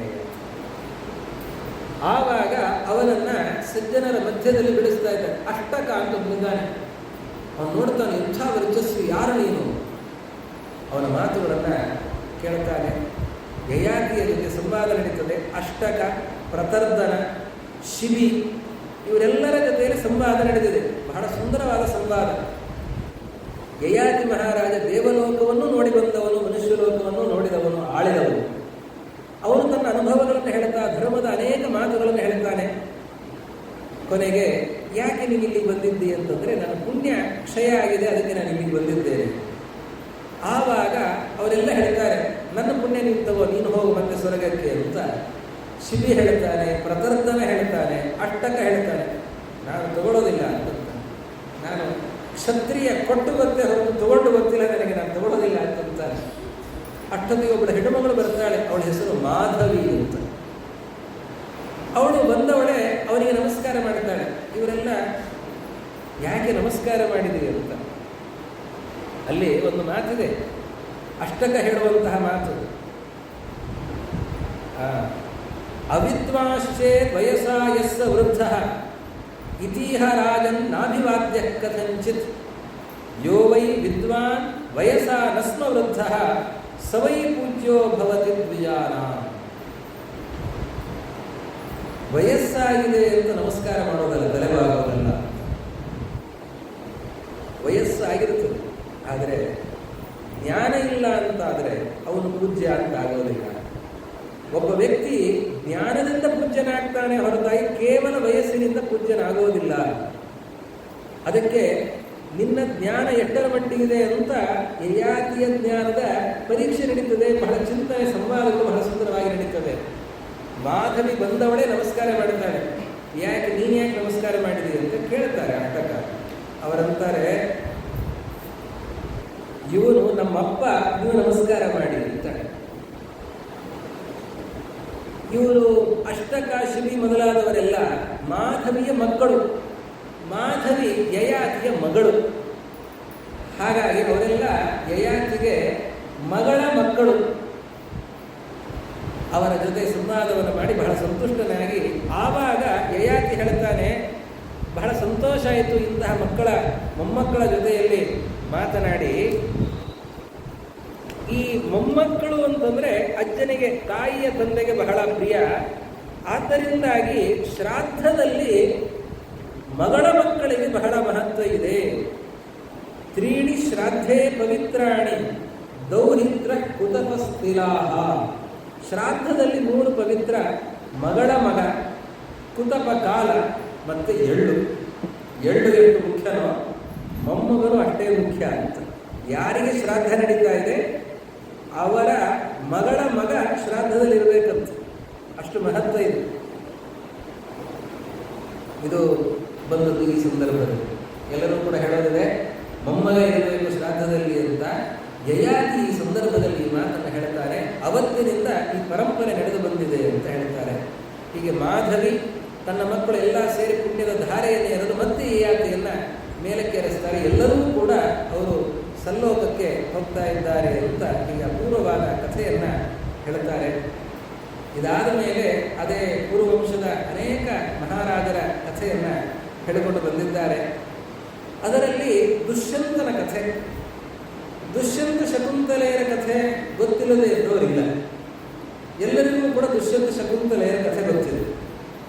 ಆದರೆ ಅನ್ಯಾಯ ಏನು ಅಂತಂದರೆ, ದುಷ್ಯಂತ ಶಕುಂತಲೆಯರ ಕಥೆ ಅಂತಂದರೆ ಕಾಳಿದಾಸ ಹೇಳಿದ ಶಕುಂತಲೆಯ ಕಥೆ ಗೊತ್ತಿದೆ ಹೊರತಾಗಿ ವೇದವ್ಯಾಸರು ಹೇಳಿರುವಂತಹ ಕಥೆ ಗೊತ್ತಿಲ್ಲ. ಆದ್ದರಿಂದ ಸರಿಯಾಗಿ ಕಥೆಯನ್ನು ತಿಳಿದುಕೊಳ್ಬೇಕು. ಕಥೆಯನ್ನು ಸ್ವಲ್ಪ ಆರಂಭ ಮಾಡ್ತಾರೆ, ಸಮಯ ಮೀರುತ್ತಾ ಇದೆ. ಇನ್ನು 2 ದಿವಸ ಇದೆ. 2 ದಿವಸದಲ್ಲಿ ಎಷ್ಟು ಹೇಳಲಿಕ್ಕೆ ಸಾಧ್ಯ, ಅಷ್ಟು ಯಥಾಶಕ್ತಿ. ಸ್ವಲ್ಪ ಕಥೆ ಆರಂಭವನ್ನು ಮಾಡಿ ನಾನು ಇವತ್ತಿಗೆ ನಿಲ್ಲಿಸ್ತೇನೆ. ದುಷ್ಯಂತ ಮಹಾರಾಜ, ಅವನು ಹಿರಿಯರಂತೆ ಅವನು ಚಕ್ರವರ್ತಿಯಾಗಿ ಎಲ್ಲವನ್ನೂ ಆಳ್ತಾ ಇದ್ದಂತಹ, ಸಾಮ್ರಾಜ್ಯವನ್ನು ಚೆನ್ನಾಗಿ ಆಳ್ತಾ ಇದ್ದಂತಹ ಓಜಸ್ವಿ ತೇಜಸ್ವಿಯಾದಂತಹ ರಾಜ. ಆ ರಾಜ ಅವನು ಬೇಟೆಯನ್ನು ಆಡ್ತಾ ಕಾಡಿಗೆ ಬಂದಿದ್ದಾನೆ. ಕಾಡಿಗೆ ಬಂದಂಥವನು ಕಣ್ವ ಋಷಿಗಳ ಆಶ್ರಮದ ಪರಿಸರ ಅಂತ ತಿಳಿದುಕೊಂಡು ಕಣ್ವ ಋಷಿಗಳ ಆಶ್ರಮವನ್ನು ನೋಡಿಕೊಂಡು ಹೋಗೋಣ ಅಂತ ಬರ್ತಾನೆ. ಋಷಿಗಳು ಆವಾಗ ಆಶ್ರಮದಲ್ಲಿ ಇರೋದಿಲ್ಲ. ಅವರು ಆಶ್ರಮದಲ್ಲಿಲ್ಲದೇನೆ ಸಂಚಾರಕ್ಕೆ ಹೋಗಿರುತ್ತಾರೆ. ಆವಾಗ ಆಶ್ರಮದಲ್ಲಿ ಕಣ್ವ ಋಷಿಗಳ ಮಗಳು ಶಕುಂತಲ ಇದ್ದಾಳೆ. ಶಕುಂತಲ ವಿಶ್ವಾಮಿತ್ರರ ಮಗಳು. ವಿಶ್ವಾಮಿತ್ರರಿಗೆ ಮೇನಕೆಯಲ್ಲಿ ಹುಟ್ಟಿದಂಥವಳು ಶಕುಂತಲ. ಆ ಶಕುಂತಲೆಯನ್ನು ನೋಡ್ತಾನೆ ದುಷ್ಯಂತ. ನೋಡಿದ ಕೂಡಲೇ ಆ ದುಷ್ಯಂತನಿಗೆ ಶಕುಂತಲೆಯಲ್ಲಿ ಮನಸ್ಸಾಗುತ್ತೆ. ಎಷ್ಟು ಸುಂದರಿಯಾಗಿದ್ದಾಳೆ, ಇವಳನ್ನು ಮದುವೆಯಾಗಬೇಕು ಅಂತ ಅನಿಸುತ್ತೆ. ಆದರೆ ತಕ್ಷಣದಲ್ಲಿ ಅವನು ಆಲೋಚನೆ ಮಾಡ್ತಾನೆ, ಛೆ ಎಂಥ ಆಲೋಚನೆ ಮಾಡ್ತಾ ಇದ್ದೇನೆ ನಾನು, ತಪ್ಪಾಯಿತು.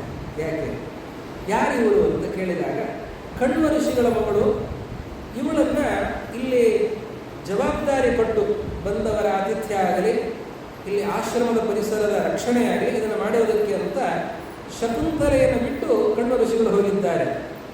ಹಾಗಾದರೆ ಋಷಿಕುಮಾರಿಗಳು, ಋಷಿಕುಮಾರಿಯನ್ನು ನಾನು ಕ್ಷತ್ರಿಯನಾಗಿ ಬ್ರಾಹ್ಮಣ ಕುಮಾರಿಯನ್ನು ಮದುವೆಯಾಗೋದು ತಪ್ಪು. ಇನ್ನು ಬ್ರಾಹ್ಮಣ ಕುಮಾರ ರಾಜಕುಮಾರಿಯನ್ನು ಮದುವೆಯಾಗಬಹುದು, ಋಷಿಕುಮಾರಿಯನ್ನು ಕ್ಷತ್ರಿಯ ಮದುವೆಯಾಗುವಂತಿಲ್ಲ. ನಾನು ಆಲೋಚನೆ ಮಾಡಿದ್ದು ತಪ್ಪಾಯ್ತಲ್ಲ ಅಂತ ಅಂದ್ಕೊಳ್ತಾನೆ. ಆದರೆ ಅನಿಸುತ್ತವನಿಗೆ, ಇಲ್ಲ, ತಪ್ಪಾಗಲಿಕ್ಕೆ ಸಾಧ್ಯ ಇಲ್ಲ. ಯಾಕೆ ಅಂತಂದರೆ, ನಾನು ಇವಳನ್ನು ಮದುವೆ ಆಗಬೇಕು ಅಂತ ಬಯಸ್ತಾ ಇದ್ದೇನೆ. ನನ್ನ ಮನಸ್ಸು ಇವಳನ್ನು ಅಪೇಕ್ಷೆ ಪಡ್ತಾ ಇದೆ ಅಂತಂದರೆ ಖಂಡಿತವಾಗಿ ಇವಳು ಕಣ್ವ ಋಷಿಗಳ ಮಗಳಾಗಲಿಕ್ಕೆ ಸಾಧ್ಯ ಇಲ್ಲ ಅಂತಾನೆ ದುಷ್ಯಂತ. ಆವಾಗ ಒಂದು ಮಾತನ್ನು ಹೇಳ್ತಾನೆ, ಯಾಕೆ ಅಂತಂದರೆ ನನ್ನ ಮನಸ್ಸು ಎಂದಿಗೂ ಕೂಡ ತಪ್ಪು ದಾರಿಯಲ್ಲಿ ಹೋಗಲಿಲ್ಲ. ದುಷ್ಯಂತ ಹೇಳುವಂತಹ ಮಾತು, ನನ್ನ ಮನಸ್ಸು ಎಂದಿಗೂ ಕೂಡ ತಪ್ಪು ದಾರಿಯಲ್ಲಿ ಹೋಗಲಿಲ್ಲ, ತಪ್ಪು ಆಲೋಚನೆಯನ್ನು ನಾನು ಮಾಡಿಲ್ಲ. ಇವಳನ್ನು ನಾನು ಬಯಸ್ತಾ ಇದ್ದೇನೆ ಅಂತಂದರೆ ನಾನು ಸ್ವೀಕಾರ ಮಾಡೋದಕ್ಕೆ ಯೋಗ್ಯ ಕನ್ಯೆಯೇ ಆಗಿರಬೇಕು ಇವಳು. ಈ ವಿಷಯವನ್ನು ಕಾಳಿದಾಸನು ಕೂಡ ಬಹಳ ಚೆನ್ನಾಗಿ ಅದೇ ರೀತಿಯಲ್ಲಿ ನಿರೂಪಣೆ ಮಾಡ್ತಾನೆ. ಸತಾಂಹಿ ಸಂದೇಹ ಪದೇಶು ವಸ್ತುಷು ಪ್ರಮಾಣ ಅಂತಃಕರಣ ಪ್ರವೃತ್ತಯ. ಇದು ಕಾಳಿದಾಸನ ಶಾಕುಂತಲದ ಮಾತು. ಸಜ್ಜನರಿಗೆ ಗೊಂದಲ ಉಂಟಾದಾಗ, ಯಾವುದು ಸರಿ ಯಾವುದು ತಪ್ಪು ಅಂತ ಉಂಟಾದಾಗ, ಗೊಂದಲ ಉಂಟಾದಾಗ ಅಂತಃಕರಣದ ಪ್ರವೃತ್ತಿ ಅದು ನಿರ್ಣಾಯಕ ಆಗತ್ತೆ. ಇವತ್ತು ನನ್ನ ಮನಸ್ಸು ಹೇಳ್ತಾ ಇದೆ ಇವಳು ಸ್ವೀಕಾರಾರ್ಹಳು ಅಂತಂದರೆ ಇವಳು ಋಷಿಕುಮಾರಿ ಆಗಲಿಕ್ಕೆ ಸಾಧ್ಯ ಇಲ್ಲ. ಆಮೇಲೆ ವಿಚಾರ ಮಾಡಿದಾಗ ಗೊತ್ತಾಗತ್ತೆ, ವಿಶ್ವಾಮಿತ್ರರಿಗೆ ಮೇನಕೆಯಲ್ಲಿ ಹುಟ್ಟಿದವರು. ವಿಶ್ವಾಮಿತ್ರರು ಅವರು ಹುಟ್ಟಿನಿಂದ ಕ್ಷತ್ರಿಯರು, ಗಾಧಿರಾಜನ ಮಗ ವಿಶ್ವಾಮಿತ್ರರು. ಅವರು ತಪಸ್ಸನ್ನು ಮಾಡಿ ಬ್ರಹ್ಮರ್ಷಿಗಳಾಗುವ ಮೊದಲೇ, ಬ್ರಹ್ಮರ್ಷಿಗಳಾಗೋದಕ್ಕೆ ತಪಸ್ಸನ್ನು ಮಾಡ್ತಾ ಇರುವ ಕಾಲದಲ್ಲಿ ಮೇನಕೆಯಲ್ಲಿ ಹುಟ್ಟಿದವಳು ಶಕುಂತಲೆ. ಮೇನಕೆ ಪಡಿತಾ ಇದ್ದಾಳೆ, ಅವಳನ್ನು ಅಲ್ಲೇ ಕಾಡಿನಲ್ಲಿ ಬಿಟ್ಟು ಮೇನಕೆ ಹೊರಟೋಗ್ತಾಳೆ. ಹೊರಟೋದ್ರೆ ಆ ಪುಟ್ಟ ಎಳೆ ಮಗು ಕಾಡಿನಲ್ಲಿದೆ. ಇದ್ರೆ ಹಕ್ಕಿಗಳು ಬಂದು ಆ ಮಗುವಿಗೆ ರಕ್ಷಣೆಯನ್ನು ಕೊಡ್ತಾರೆ. ತಮ್ಮ ರೆಕ್ಕೆಯನ್ನು ಬಿಡಿಸಿ ಆ ಮಗುವನ್ನು ನೋಡಿಕೊಳ್ತಾರೆ, ಆ ಎಳೆ ಮಗುವನ್ನು. ಆ ಹಕ್ಕಿಗಳು ಬಂದು ಆ ಮಗುವಿಗೆ ಏನು ಬೇಕು ಅದನ್ನು, ನೀರನ್ನು ಮತ್ತೊಂದನ್ನು ತಂದು ಅದರ ಬಾಯಲ್ಲಿ ಹಾಕ್ತದಂತೆ. ಹೀಗೆ ಹಕ್ಕಿಗಳು, ಶಕುಂತ ಅಂದರೆ ಹಕ್ಕಿಗಳು, ಹಕ್ಕಿಗಳು ಯಾರನ್ನ ಲಾಲನೆ ಮಾಡಿ ಬೆಳೆಸಿದೆಯೋ ಅವಳು ಶಕುಂತಲ. ಶಕುಂತ ಅಂದರೆ ಹಕ್ಕಿ, ಹಕ್ಕಿಗಳು ಯಾರನ್ನ ಲಾಲನೆ ಮಾಡಿ ಬೆಳೆಸಿವೆಯೋ ಅವಳು ಶಕುಂತಲ. ಅನಂತರದಲ್ಲಿ ಆ ಮಗುವನ್ನು ಕಣ್ವ ಋಷಿಗಳು ತಮ್ಮ ಆಶ್ರಮಕ್ಕೆ ಕರೆದುಕೊಂಡು ಬಂದು ಬೆಳೆಸ್ತಾರೆ. ಹೀಗೆ ಕಣ್ವ ಋಷಿಗಳ ಸಾಕು ಮಗಳೇ ಹೊರತು ಅವರಿಗೆ ಹುಟ್ಟಿದ ಮಗಳಲ್ಲ ಅನ್ನೋ ವಿಷಯ ಗೊತ್ತಾದಾಗ ಅವನಂತಾನೆ, ನಾನು ಆಲೋಚನೆ ಮಾಡಿದ್ದು ಸರಿಯಾಯಿತು, ಇವತ್ತು ನನ್ನ ಮನಸ್ಸು ತಪ್ಪು ಆಲೋಚನೆ ಮಾಡೋದಿಲ್ಲ ಅಂತನ್ನೋದಕ್ಕೆ ಇನ್ನೊಂದು ಸಾಕ್ಷಿ ನನಗೆ ಸಿಕ್ತು ಅಂತನ್ನುವ ಭಾವನೆಯಲ್ಲಿ ಮುಂದೆ ಗಾಂಧರ್ವ ವಿವಾಹಕ್ಕೆ ಮುಂದಾಗ್ತಾನೆ. ಮುಂದಿನ ಘಟನೆ, ಇಲ್ಲಿಯ ತನಕ ಕಥೆ ನಿಮಗೆ ಗೊತ್ತಿರುವಂತೆ ವ್ಯತ್ಯಾಸ ಇಲ್ಲ. ಇಲ್ಲಿಯ ಮುಂದೆ ಕಾಳಿದಾಸನ ಶಾಕುಂತಲ ಕಥೆಗೂ ನಿಜವಾದ ಘಟನೆಗೂ ಇತಿಹಾಸಕ್ಕೂ ವೇದವ್ಯಾಸರು ವಾಸ್ತವ ಘಟನೆಯನ್ನು ಹೇಳ್ತಾರೆ. ಈಗ ನಿಮಗೆ ಗೊತ್ತಿದೆ ಏನು ಸತ್ಯ ಅಸತ್ಯ, ಒಳ್ಳೆಯದು ಕೆಟ್ಟದ್ದು, ಸರಿಯಾದ ತಪ್ಪಾದದ್ದು, ಅದನ್ನೆಲ್ಲವನ್ನೂ ಕೂಡ ಯಥಾವತ್ತಾಗಿ ಉಲ್ಲೇಖ ಮಾಡುತ್ತಾರೆ ವೇದವ್ಯಾಸರು. ಆದರೆ ಕೆಲವರು ಕಾಳಿದಾಸ ಸರಿ ಮಾಡಿದ್ದಾನೋ ತಪ್ಪು ಮಾಡಿದ್ದಾನೋ, ಯಾಕೆ ಹಾಗೆ ಮಾಡಿದ್ದಾನೆ ಅನ್ನೋ ವಿಮರ್ಶೆಯ ಜೊತೆಯಲ್ಲಿ ವೇದವ್ಯಾಸರ ಆ ನಿರೂಪಣೆಯ ನೈಜ ಕಥೆಯ ಚಿಂತನೆಯ ಜೊತೆಯಲ್ಲಿ ಪಾಂಡವರ ಜನನದ ತನಕ, ಪಾಂಡವರ ಉತ್ಪತ್ತಿಯ ತನಕವೂ ಕೂಡ ನಾಳೆ ಸುದೀರ್ಘವಾದ ಕಥೆಯ ಚಿಂತನೆಯನ್ನು ಮಾಡಲಿಕ್ಕೆ ಇದೆ. ನಾಳೆ ಮತ್ತೆ ಸೇರಿದಾಗ ಅದನ್ನು ನೋಡೋಣ ಅಂತ ಹೇಳ್ತಾ, ಗೋವರ್ಧನಧರಂ ವಂದೇ